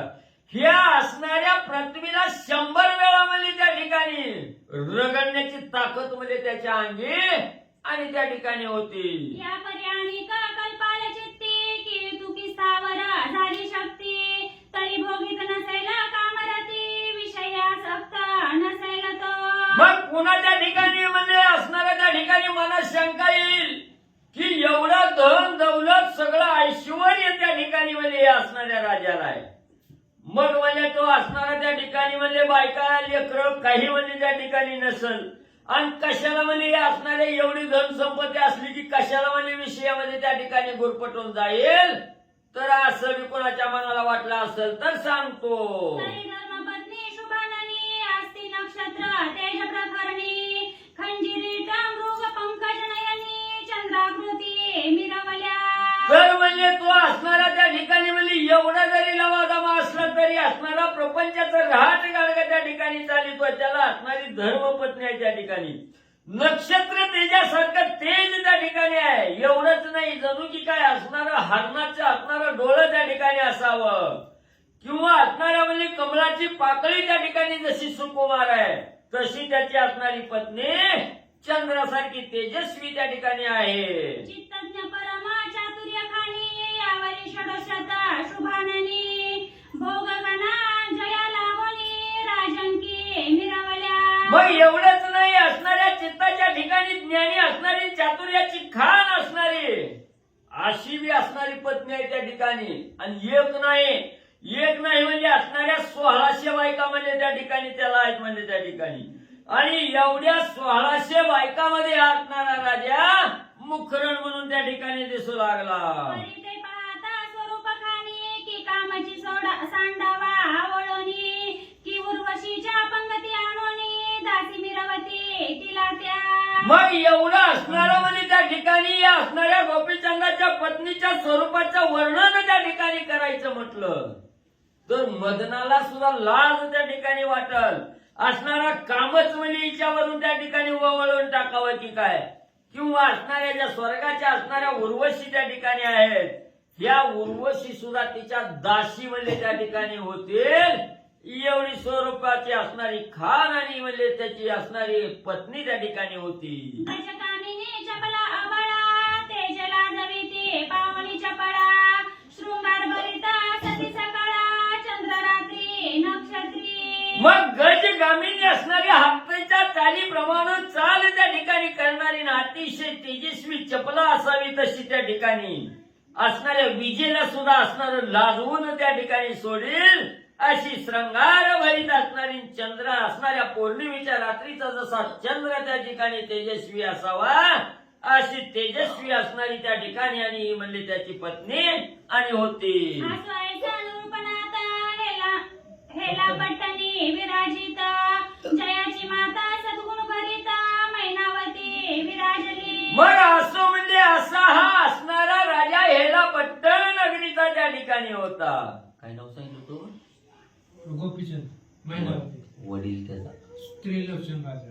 मग म्हणजे असा हा हेला पट्टण राजाचा असणाऱ्या नगरीचा राजा म्हणजे त्या ठिकाणी स्त्रीलोचन राजा होता आणि त्याची असणारी सद्गुण भरीत असणारी पत्नी मैनावती म्हणले होती. सती मैनावती कोणे एके दिवशी उपरीवरती दिशाने हाडी सहज स्थिती जालिंदराते मग अशी ही सत्य पतिव्रत असणारी मैनावती कोणी एके दिवशी आपल्या असणाऱ्या बंगल्यावर महाडीवर म्हणजे त्या ठिकाणी वरी गेलेली आहे.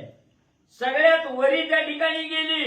सहज आकाशातलं वातावरण त्या ठिकाणी निहाळू लागली. सगळीकडे नजर फिरवून त्या ठिकाणी बघितलं. त्यावेळेस असणाऱ्या जालिंदरनाथावर लक्ष आणि मैनावतीचं म्हणले गेलं.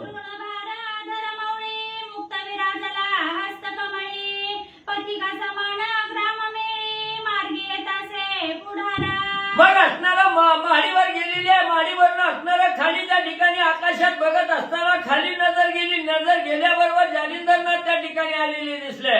डोक्यावर गवताचा भार आहे. हात त्या भाऱ्याला त्या ठिकाणी लावला नाही. अधांतरी भार आहे आणि गावामध्ये असणाऱ्या गवताचा भारा घेऊन येत असलेले जालिंदरनाथ आणि त्या ठिकाणी म्हणजे मैनावतीनं बघितलं.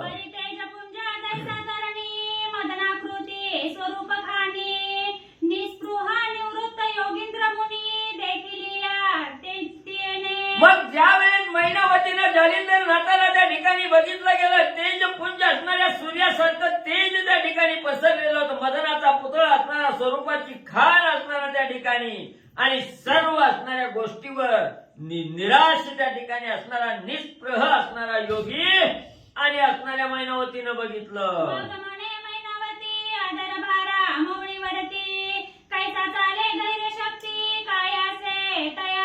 मग मैनावतीनं बघितलं डोक्यावर गवताचा भार आहे. त्याला हाताने धरलेलं नाही. अधांतरी असणारा भार म्हणजे डोक्यावर त्या ठिकाणी तरंगतोय आणि एवढं म्हणजे असणारा धैर्य शक्तिवान असणारा हा म्हणजे जोगी त्या ठिकाणी दिसतोय. काहीतरी याला अवगत आणि त्या ठिकाणी म्हणजे असावं.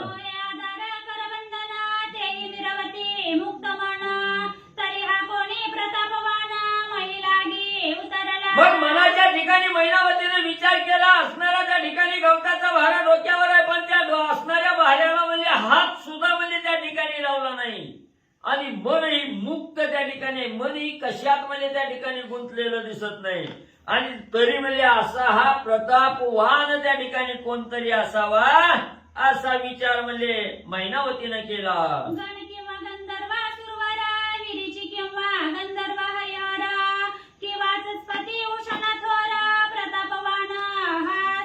मग हा असणारा म्हणजे त्या ठिकाणी कोणीतरी असणारा गण गंधर्व म्हणजे त्या ठिकाणी असावा. देवापैकी कोणतरी असावा किंवा असणारा म्हणजे त्या ठिकाणी ब्रह्मदेव असावे त्या ठिकाणी किंवा महादेवजी असावे किंवा देवाचे गुरु असणारे बृहस्पती असावे किंवा म्हणजे त्या ठिकाणी दैत्याचे गुरु असणारे शुक्राचार्य म्हणजे त्या ठिकाणी एवढे प्रतापवान म्हणजे कोणीतरी अवताराला आलेले असावे.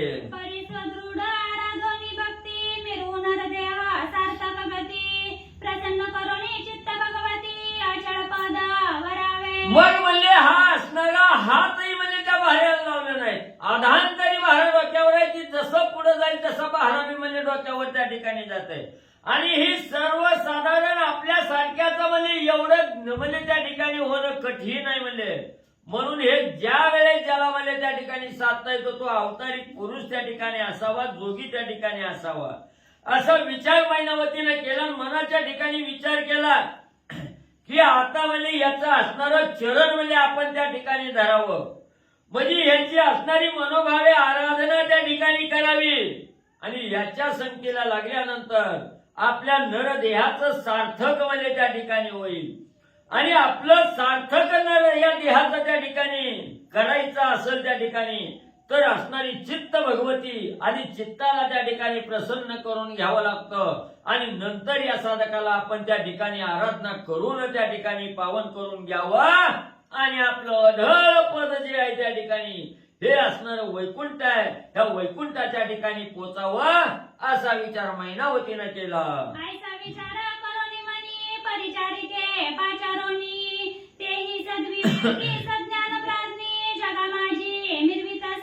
मग आता काही करायचं या असणाऱ्या जोग्याच्या नादाला त्या ठिकाणी लागायचं, त्याची असणारी भक्ती त्या ठिकाणी करायची आणि आपण वरून म्हणजे त्या ठिकाणी घ्यायचं आणि या जोग्याच्या संगतीला त्या ठिकाणी लागलं तर हा असणारा देह सार्थकी त्या ठिकाणी लागणार आहे आणि आपण मोक्षाला त्या ठिकाणी जाणार आहे असा विचार केला. लगेच असणाऱ्या ज्या सेविका होत्या, दासी होत्या, त्या परिचारिकेला असणाऱ्या मैनावतीनं त्या ठिकाणी बोलवून घेतलं आणि जशी असणारी सदविवेकी मैनावती आहे त्याच पद्धतीनं तिच्या असणाऱ्या सेविकाही त्या ठिकाणी आणि म्हणले होत्या. सन्मुख उभी कर संपुटी जोडून बोले वाघवटी कवनार्थ उदेला कोटी निवेदावा महाराजनी. मग अशा या सदविवेकी असणाऱ्या प्राज्ञी असणाऱ्या त्या ठिकाणी स्त्रिया होत्या किंवा दासी त्या ठिकाणी होत्या. राणीचा निरोप गेला, धावतच असणाऱ्या दासी त्या ठिकाणी आल्या. राणी साहेबांच्या पुढे मैनावतीच्या पुढे हात जोडून त्या ठिकाणी उभा राहिल्या आणि बोलू लागल्या, राणी साहेब कशासाठी आम्हाला बोलवलं, लवकर म्हणले आज्ञा सांगा. देवी म्हणे ओ गजगामिनी अर्थ उदेला माझे मनी परिप्राण जीवित व रक्षोनी कार्य आपुले साधावे. मग असणारी मैनावती सांगू लागली, बायानो तुम्हाला बोलवायचं कारण माझ्या मनामध्ये एक इच्छा त्या ठिकाणी उत्पन्न झाली. माझ्या मनाला एक विचार त्या ठिकाणी आला की आपलं हे असणारा जीव आहे, या जीवामध्ये जो असणारा प्राण आहे त्या प्राणाचं रक्षण त्या ठिकाणी करायचं किंवा आपला जीव त्या ठिकाणी रक्षण करायचा आणि आपलं कार्य म्हणजे त्या ठिकाणी साधायचं, ज्याच्यात आपलं हित आहे ते हित आज साधायचंय त्या ठिकाणी. म्हणून म्हणजे तुम्हाला बोलवलं. आता तू काय करीत नाही का? श्री गणेशाय नमः. श्री प्रभू रामचंद्राय नमः. हे म्हणे ओ गजगामिनी अर्थ उदेला माझे मनी परिप्राणी ज्योत्व रक्षोनी कार्य आपुले साधावे. प्रकट होता ती वार्ता परम पडे लक्षोभा चित्ता मग त्या उदका प्रवाही वाता परम संकट मिरवेला. कथेचं अनुसंधान मैनावती आपल्या दासीला सांगू लागली, मी जी तुला काम सांगणार आहे ते काम अतिशय गुप्तपणानं करायचं, ते काम कोणालाही सांगायचं नाही आणि ते असणार अतिशय सूक्ष्म पद्धतीने, कोणाला काही न बोलता मी जे काम सांगेन ते काम करावं असं ती राणी मैनावती सांगू लागले. म्हणून गोप्य धरुणी वचन कार्य मांदुसा सोडी जे संधान मग देवर नेतास भाग्य पण अंबर ठेंगणे वाटत असे. म्हणून ऐका, मी जे काय तुम्हाला काम सांगेल, एखादं कार्य सांगणार आहे जे माझ्या मनामध्ये आहे ते कार्य करत असताना ते कार्य कोणालाही सांगायचं नाही. गुपचूपपणानं शांत पद्धतीने मी जसं काम सांगेल ते काम तुम्ही करा असं ती राणी बोलू लागले. म्हणून तिने गुणी तर्जनी कुणी दाविले तिथला कुणी कोण येता प्रविष्ट करणी मौळी रण वाहोनिया. मैनावतीनं आपल्या दासीला सांगितलं, उपरीवरती चढून बघ म्हणली. ती माणूस येतोय, व्यक्ती येतोय आणि त्याच्या डोक्यावरती गवताची मुळे, पण ती आधांतरी आहे, त्याला कशाचाही आधार नाही. मग तो माणूस कोण आहे, कुठला आहे, कुठून आलेला आहे, त्या माणसाची सगळी माहिती घेऊन ये आणि मला सांग. तेव्हा ती कुण परिचारिका पाहती झाली जालिंदर विवेका तो मौळी भार दर देखा सवे सवे चालत असे. आणि ज्यावेळेस मैनावतीनं खुणावून सांगितलं, जालिंदराकडे बोट दाखवलं की बघ तो असणारा व्यक्ती, त्या असणाऱ्या त्याच्या डोक्यावरती आधांतरी गवताचा भार आहे, असं ज्यावेळेस परिचारिकेनं पाहिलं तिलाही त्या ठिकाणी आश्चर्य वाटलं. ते पाहून या दृष्टी विस्मय करी आपुले पोटी म्हणे माय ओ पर्व दुर्जटी योग सिद्धी असे हा. ज्यावेळेस मैनावतीने विचारलं की ते असणाऱ्या व्यक्तीकडे पहा, तू कोण आहे, त्याच वेळेस त्या दासीनं त्यांच्याकडे पाहिलं. तिलाही आश्चर्य वाटलं मनामध्ये आणि सांगितलं कोणीतरी सिद्ध असावा, योगी असावा. अशा प्रकारे मैनावतीला दासी सांगू लागले. कनकवर्ण बालार्थ किरणी महिमिरतसे योग प्रयत्नी तरी हा सर्व भूलोक प्राणी सहसा येत असे जननी. आणि त्यावेळेस दासीने सांगितलं त्याचं असणारं तेज बालार्थ किरणासारखं आहे, तेजस्वी आहे, सुंदर आहे, असा असणारा योग प्राज्ञ आहे, कोणीतरी सिद्ध आहे, योगी आहे असं ते दासी सांगू लागले.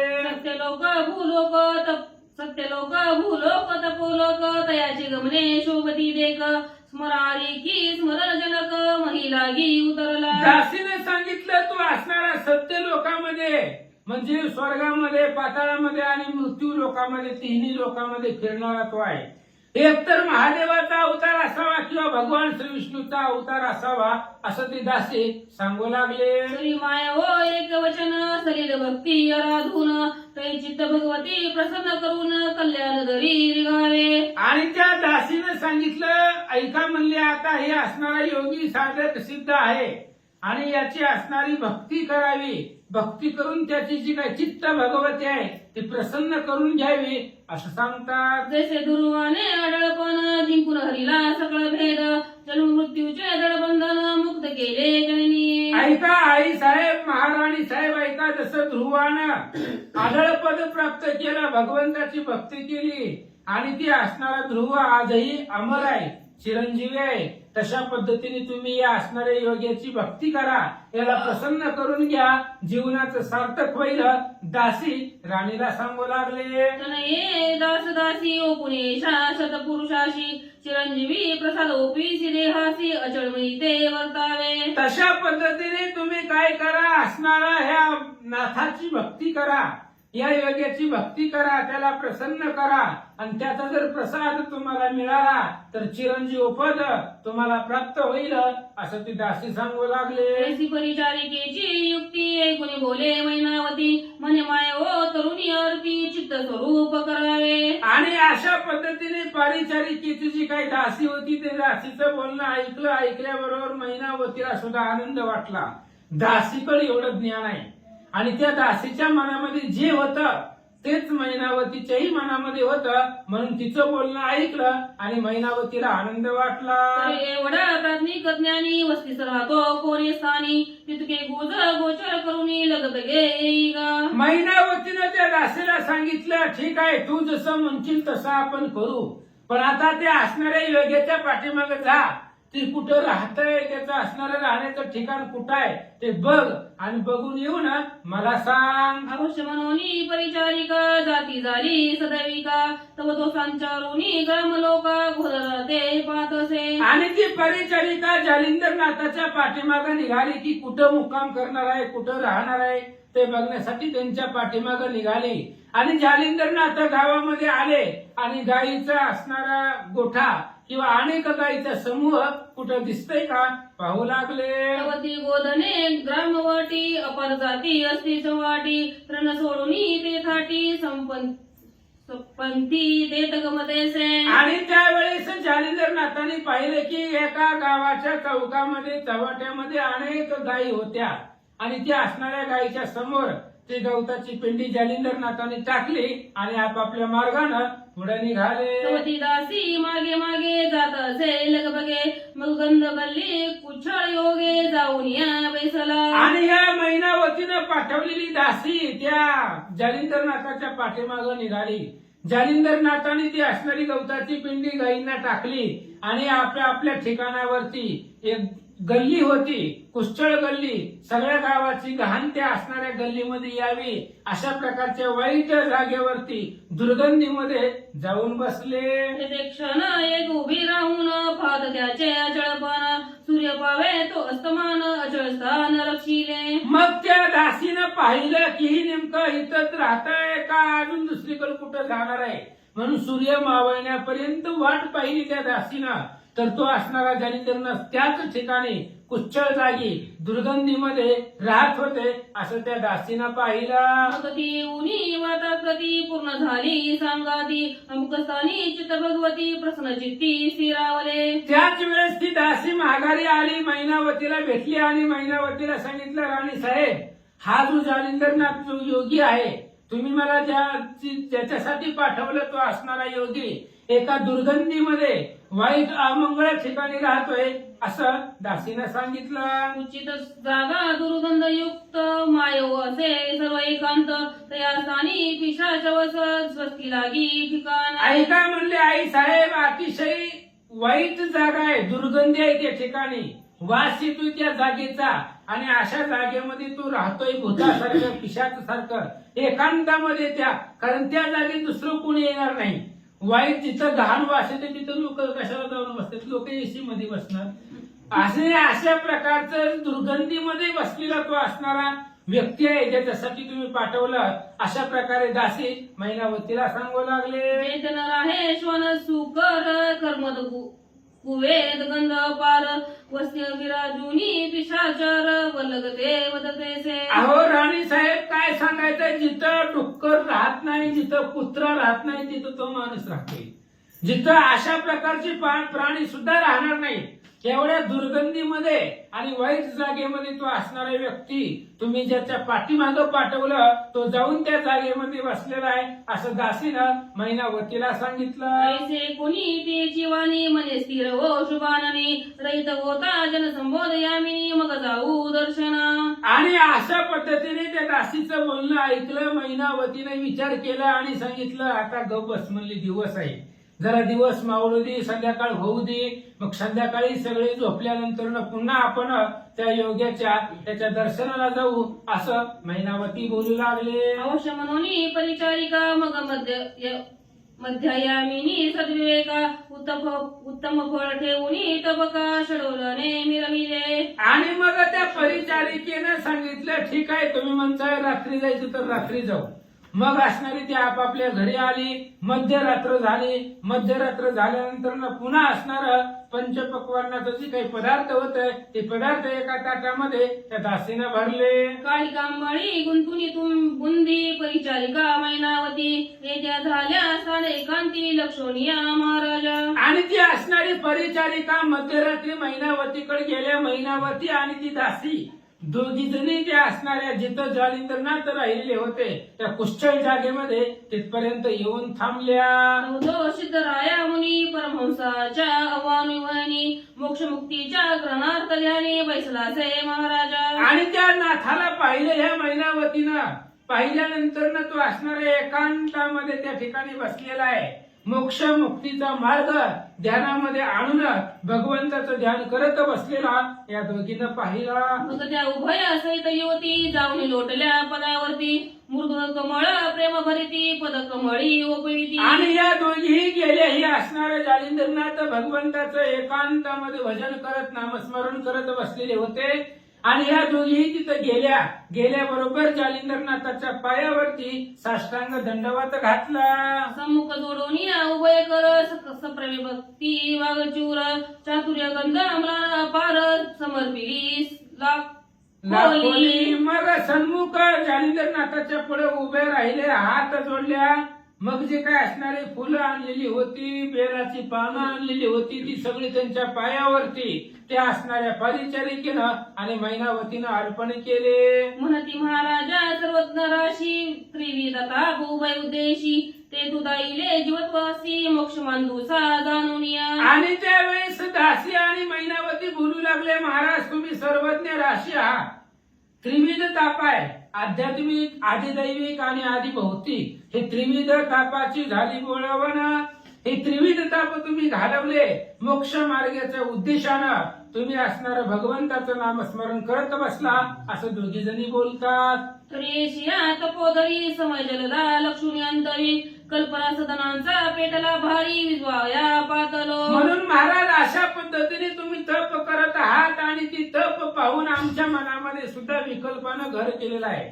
विकल्प रूपी असणारा वनवा आमच्या मनामध्ये पेटला आणि तो विकल्प रूपी वनवा घालवण्यासाठी तुमच्यापाशी आलो.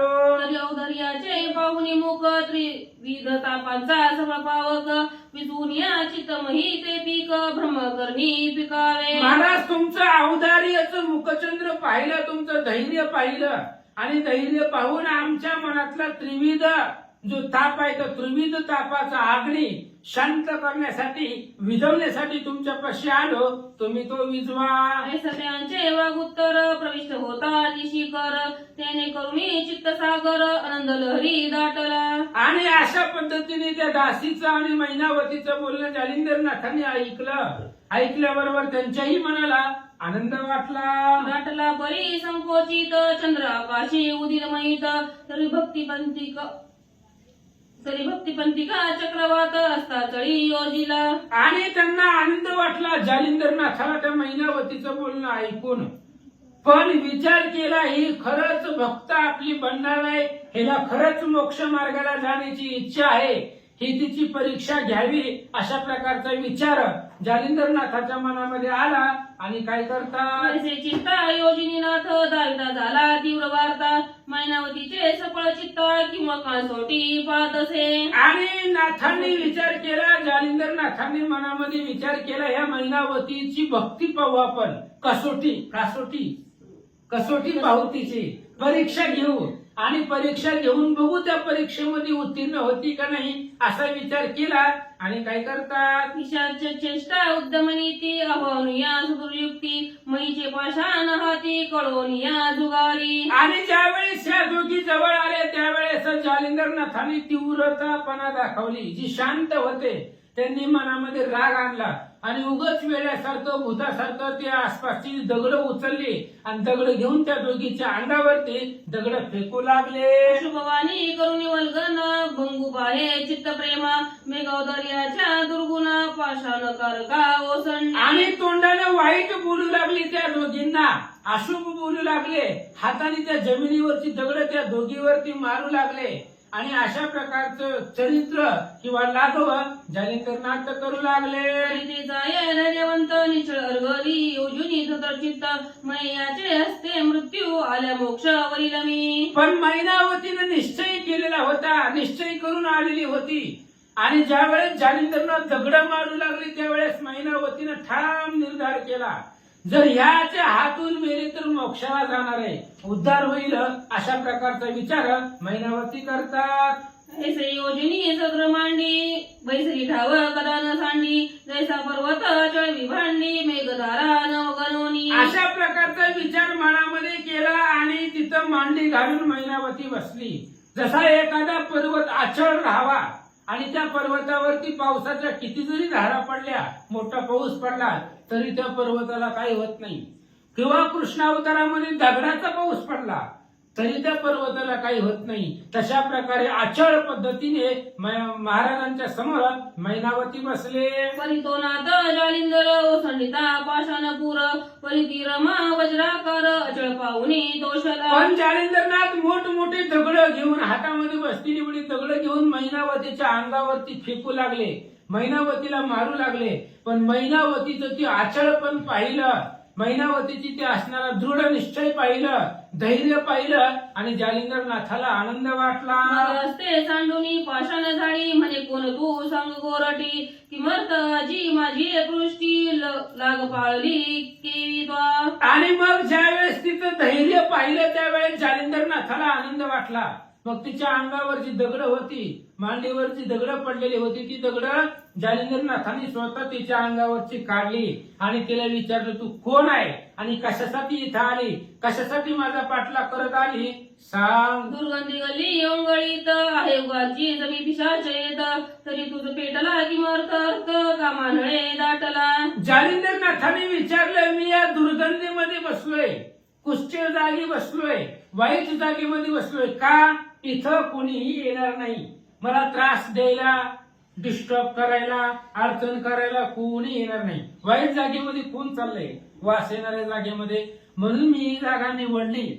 पण तू इथं आली, मग तुझ्या मनामध्ये काय कामना आहे, इच्छा आहे, मला सांग. कवन कोणाची नितंबिनी वेगी वधवो शुभाननी आम्ही तपी लक्ष द्यानी लक्ष भंगाया कारी. अरे तू कोण आहे, कुणाची पत्नी आहे, कशासाठी इथं आलीस, काय तुझ्या मनामध्ये? आम्ही अलक्ष लक्ष करतो, म्हणजे भगवंताचं नामस्मरण करतो आणि आमचं लक्ष भंग करण्यासाठी तू इथं का आली असं जालिंदरनाथ विचारू लागले. यावरी म्हणे ती महाराजा त्रिलोचन राज विजय ध्वजा त्यांची कांता सर्वज्ञ व भोजा धर्मपत्नी मी असे. यावेळेस तिने सांगितलं, महाराज या ह्याला पट्टण नगरीचा राजा त्रिलोचन नावाचा राजा आहे आणि तो असणाऱ्या त्या राजाची मी पत्नी, त्या राजाची असणारी धर्मपत्नी मी आहे असं मैनावती सांगतात. असे परीची योगद्रुमा काळे बक्षुनी पती उत्तमा माते केले फलवंगमा जगा माझी मिरवावया.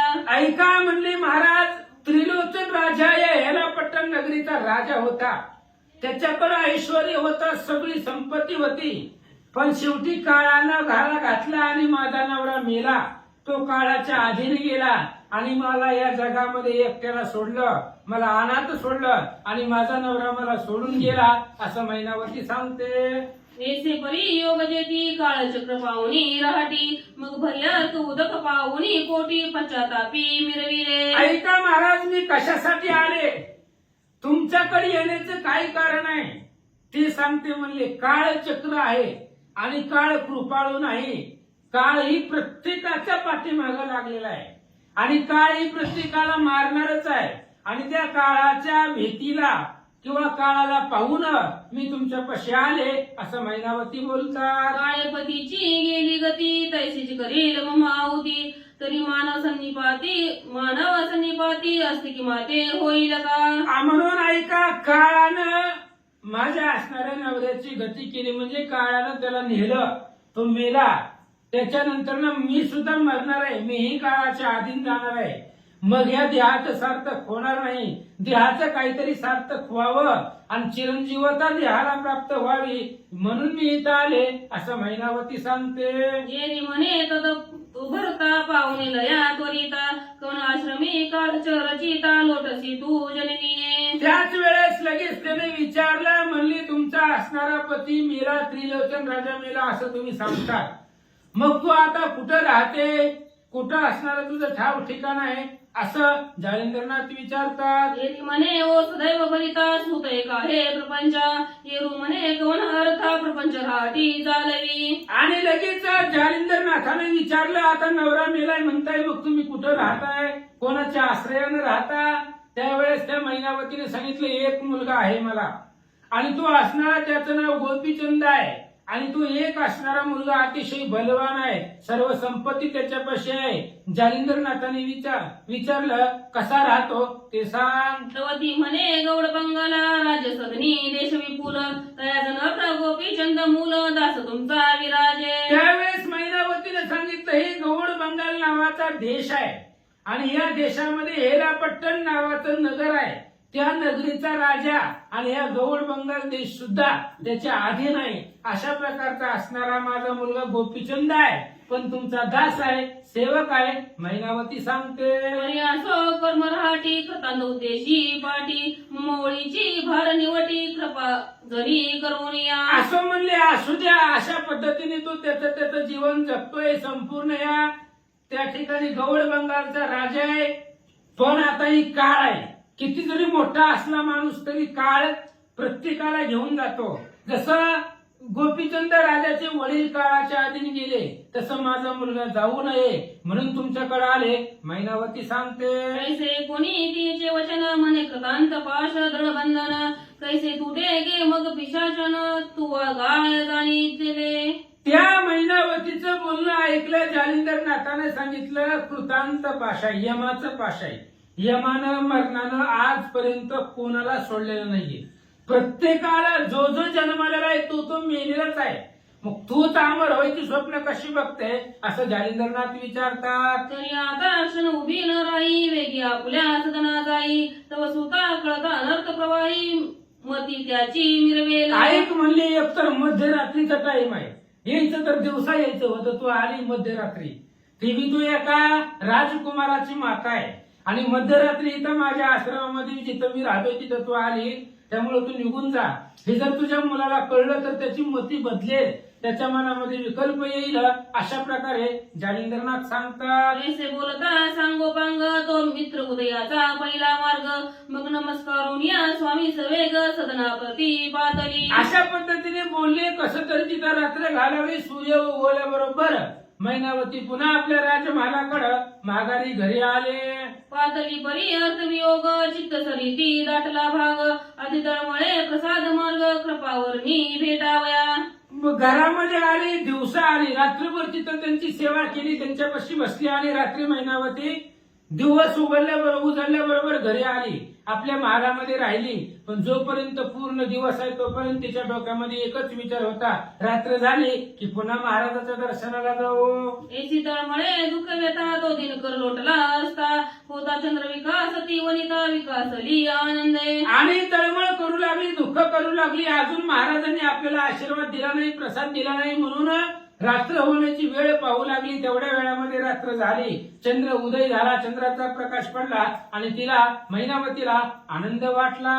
पुन्हा येऊन या परिचारिका तेथे आली सदैविवेका दृढी पाहुनी योग मृगांका चरणी माता ठेवीत पुन्हा असे. मध्यरात्र झाल्यानंतर त्याच दासीला मैनावतीनं सोबतीला घेतला आणि जिथं जालिंदरनाथ वाईट कुष्ठळ जागेमध्ये राहत होते तिथपर्यंत गेले आणि बघितल्याबरोबर नमस्कार केला.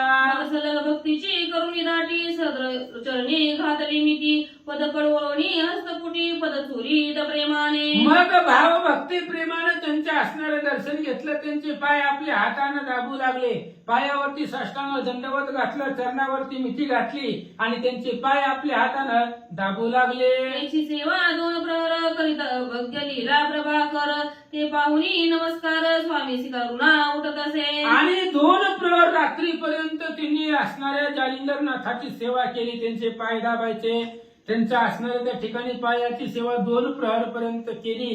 त्यावेळेस जालिंदरनाथाच्या मनामध्ये तिच्याबद्दल कृपा निर्माण झाले. पुन्हा येऊन या सदनी आचर्या आपुली प्रपंचराणी अस्त होतासी वासरमणी स्वामीसी जाऊनी लक्षित असे. आणि सकाळ झाल्यानंतर पुन्हा ते आपल्या राजमहालाकडे येत होती आणि संध्याकाळ झाली, मध्यरात्र झाली की त्या दासीला घेऊन पुन्हा मैनावती जालिंदरनाथाच्या दर्शनाला जात होती. असा रोजचा नित्यक्रम तिचा सुरू झाला. उदय राहुनी प्रेमा सेवा करीत असे मनोधर्मा परिसेवा करीत असा सुषमा सौगमा दिन लोटुनी गेले पै. अशा पद्धतीने रोज रात्री मध्यरात्री मैनावती जात होती, जालिंदरनाथाची सेवा करत होती आणि सकाळी सकाळी सूर्य उगवण्याच्या आतमध्ये आपल्या महालाकडे येत होती. अशी दररोज सेवा करत होती. अशी सेवा करता करता 6 महिन्याचा कालावधी निघून गेला. या परी कोणी एके दिवशी काळकी दाटली अपरमयीसी परिसेवा करावयासी पातली नित्य नियमाने. असं म्हणजे कोणी एक दिवस काळोखाची दाट अपार अशा प्रकारची रात्र काळोख रात्र झाली, अंधार गुडधूप पडलेला होता, पुढे काही दिसत नव्हतं. पण तेवढ्या अंधारामध्ये सुद्धा स्वामींची जालिंदरनाथाची सेवा करण्यासाठी मैनावती निघाले. तवती मूर्धनी खाली अंक ठेवून या देत असे टेक त्या सन्निध योगी नायक काय करीत झाला पै. आणि ते मैनावती आल्याबरोबर जालिंदरनाथ झोपलेले होते. त्यांचं असणारं डोकं घेतलं आणि आपल्या मांडीवरती मैनावतीनं ठेवलं आणि त्यांचं असणारं डोकं हातानं दाबू लागली. हे जालिंदरनाथानं पाहिलं, काय करतात माईक सबळ करुनी भ्रमर रुंजी घाली देवर न कळता येऊनी महीवर अंका खाली रिघाला. जालिंदरनाथाने मैनावतीची परीक्षा घ्यायचं ठरवलं. मैनावतीनं जालिंदरनाथाचं शिर मुंडकं आपल्या मांडीवरती घेतलं. जालिंदरनाथाने मायेचा भ्रमर केला. भुंगा जमिनीवरती सोडला आणि तो भुंगा मैनावतीच्या मांडी खाली येऊन थांबला. ऐसे करुणी अवस्थेत आपण गाढ झाले निद्रस्त चलन वलन सांडून स्थित कंठी घोर वाजवी. अशा प्रकारचं चरित्र जालिंदरनाथांनी केला. मायेचा भुंगा निर्माण केला आणि आपण त्या मैनावतीच्या मांडीवरती डोकं ठेवून झोपले.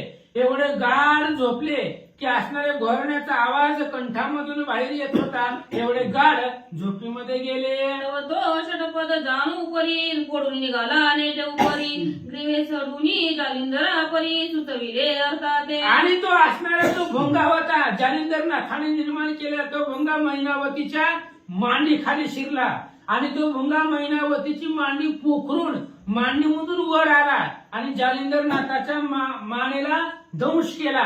म्हणजे त्यांना सांगितलं की ह्याची पूर्ण मांडी पोखरून वर आलो असं सूचनेनं त्या भुंग्यानं नाथांना सांगितलं. तव तो लगबगे अति त्वरित उठून असते पाहे ग्रीवेत ग्रीवा पाहोनी सुती अंकात दृष्टी करी महाराजा. आणि त्यावेळेस लगेच जालिंदरनाथाला काहीतरी चावल्यासारखं जाणवलं. त्यांची झोपमोड झाली, ती उठून बसले आणि उठल्याबरोबर लगेच त्या मैनावतीच्या मांडीकडे त्यांचं लक्ष गेलं. कशी दिसली? अंक फोडून या पडे छिद्र रुधिर दाटले मैया पार ते पाहून या जालिंदर धैर्य बळ ओळखिले. आणि त्या असणाऱ्या मैनावतीची मांडी पोखरून मांडीमधून तो असणारा भुंगा बाहेर आलेला होता. मांडीला छिद्र पडलेलं होतं आणि त्या असणारे तिथून सगळं रक्त वाहू लागलेलं होतं. तरी सुद्धा त्या मैनावतीनं आपली जागा सोडली नाही. मांडी हलवली नाही का तर नाथांची जोखमोड होईल. तिचं धैर्य बळ जालिंदर नाथांनी ओळखलं आणि तिच्यावरती प्रसन्न झाले. मग सहज कृपेची करोनी दृष्टी मोळी कुरवाळी कृपा जेटी मग तारक मंत्र कर्णपुटी उपदेशला तत्काळ. मग लगेच तिच्यावरती कृपा आली, डोक्यावरती हात ठेवला आणि मग असणारा जो काही मंत्र आहे तो मंत्र असणाऱ्या त्या मैनावतीच्या कानामध्ये गुरुमंत्र दिला असं सांगतात. मंत्र उपदेश उपिता काणी गुण व्यक्त दाविली संजीवनी तेने गुणे पारायणे ब्रह्म व्यक्त झालेसी. आणि जालिंदर नाथाने त्या मैनावतीच्या कानामध्ये मंत्राचा उपदेश केला आणि संजीवनी असणारा मंत्र तिला सांगितला. त्यावेळेस तिची असणारी दृष्टी बदलली गेली आणि जशी जालिंदर नाथाची दृष्टी आहे पूर्ण त्या ठिकाणी ब्रह्मपणा तिला प्राप्त झाला. किंबहुना चराचरी जीवती तुका संगमा स्थावरी ब्रह्म गुणापासून आकारी ब्रह्मदृष्टी हे लावे. मग जशी असणारी साधूची असणारी दृष्टी असते तशा पद्धतीची दृष्टी त्या असणाऱ्या मैनावतीची झाली. ह्या पृथ्वी तलावरती चर आणि अचर हलणार न हलणार अशा प्रकारचं स्थावर आणि जंगम प्रत्येकाच्या ठिकाणी तिला असणारा ब्रह्मरूप ही सृष्टी दिसू लागली आणि ब्रह्मरूप दृष्टी तिला प्राप्त झाले. ऐसा होता चमत्कार मग मौली ठेवी चरणावर म्हणे महाराजा सगळा व्यापार आधी मिरवला सुगमत्वे. आणि अशा प्रकारचा चमत्कार झाला. तिची असणारी वृत्ती ब्रह्मरूप झाली, दृष्टी ब्रह्मरूप झाली. जालिंदर नाथांनी पाहिलं. मग तिच्या डोक्यावरती कृपेचा हात कृपारूपी हस्त जालिंदर नाथांनी ठेवला. या परी तो कृपाळ मोक्षदायी आणि का करिता झाला करणी मंत्र प्रयोगे संजीवनी ते देही प्रेरित असे. आणि लगेच त्यावेळेस असणारा कृपाळू मोक्षदानी मोक्ष देणारे जालिंदर नाथ कृपाळू असणारे त्यांनी दुसरं एक असणाऱ्या त्या मैनावतीवरती संजीवनी मंत्र म्हटला गेला आणि संजीवनी मंत्रानं त्या मैनावतीचा देह अमर केला, चिरंजीव केला. जी निर्जीवत्व उठविल जी जीवत्व काय न करील असो मैनावतीस मरवेल देई देव कोणिया ठेविल. आवड्या असणाऱ्या जालिंदर नाथाकडे मेलेल्या माणसाला उठवण्याचं सामर्थ्य आहे. जरी माणूस मेला तरी त्याला जीवदान देण्याचं सामर्थ्य यांच्याकडे आहे.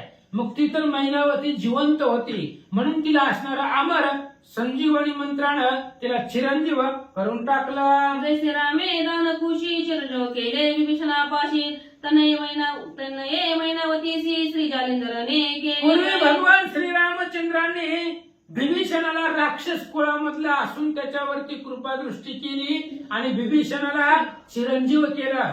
त्याच पद्धतीने जालिंदर नाथाने मैनावतीला चिरंजीव करून टाकला. मग नित्य नित्य प्रेम भेटी विशाल मिरवे भावस्थिती परी अनिक कामोदेला चित्ती पुत्र मोहे करोने त्या दिवसापासून दररोज ती मैनावती जालिंदर नाथाची भक्ती करू लागली, सेवा करू लागली. आणि असं सेवा करत करत असताना मैनावतीच्या मनामध्ये एक दिवस विचार आला. कोणता? मनात म्हणे चमत्कार जाणू दिला स्थिर भ्रमरे त्या दुःखाचा घाय निवार जाणूवरी मिरविला. विचार करू लागली. ज्या वेळेस आपण नाथांची सेवा करत होतो त्यावेळेस भुंग्याने आपली मांडी कोरली, पोखरली आणि त्या मांडीमधून रक्त निघालं. त्यावेळेस ते असणारं दुःख अपाट झालं. त्या दुःखाचा घाय आपल्या असणाऱ्या मांडीवरती तसाच आहे असा विचार करू लागले. घाय पडता निवार शुद्धाचा लोटला पूर तयावरी स्पर्शिता कर जैसे तैसे मिरविली. आणि ज्या वेळेस तिच्या मांडीवरती ती असणारा जे काही घाव झालेला होता, छिद्र पडलेलं होतं, ती असणारं छिद्र तसंच होतं. म्हणून तिने असणाऱ्या जालिंदर नाथाने तिच्या मांडीवरती हात फिरवला. पूर्वी जशी मांडी होती तशी तिची मांडी झाली. तरी सध्या चमत्कार झाला मम दृष्टी गोचर आणि केले सनातन सार ब्रह्म व्यक्ती पारायण. आणि मग लगेच ती मैनावती सांगू लागली, महाराज मला आता तुम्ही जसं चिरंजीव केलं, माझा देह जसा अमर केला तसाच असणारा देह सुद्धा सनातन विचार जशी माझी आहे, जसं मला ब्रह्मपणा निर्माण झाला तसंच ही ब्रह्मपारायण माझ्या मुलाला करावं असं मैनावती बोलते. तरी चिरंजीव पद देऊनी माते अचल केले तरी लोक्याते याची रीती माझ्या सुखाते होते तरी फार बरवे. ऐका महाराज, मला तुम्ही चिरंजीव केलं, चिरंजीव पद देऊन टाकलं, अमर केला. पण जसं माझ्या देहाला तुम्ही चिरंजीव केलं तसंच माझा मुलगा आहे गोपीचंद आणि त्या गोपीचंद राजाला सुद्धा त्यालाही तुम्ही अमर करावं. चिरंजीव करावं असं मला वाटतं. ऐसी योजुनी दृढ मानसी वियोग व्यथा वारी देहासी ती व्यथा नरहरी वंशी धुंडी सूत मारू सांगे. असं म्हणजे अशा प्रकारचा विचार मैनावतीनं जालिंदरनाथाला सांगितला की आता माझ्या मुलाला सुद्धा अमर करायचं. अशा प्रकारचा विचार तिनं मनामध्ये केला. आता ते असणाऱ्या मुलासाठी काय काय प्रयत्न करेल, त्या मुलाला अमर करण्यासाठी मैनावती काय करेल ते चरित्र उद्याच्या अध्यायात ऐका. स्वस्ती श्री भक्ती कथा सार सम्मत गोरक्षक वेगम्यागार सदा परिशोध भाविक चतुर तृतदय गोळार्पण कृष्णार्पण नमस्ते. काय पंढरीनाथ विठ्ठल श्री ज्ञानदेव तुकाराम पंढरीनाथ भगवान की जय. श्री नवनाथ महाराज की जय. अवधूत चिंतन श्री गुरे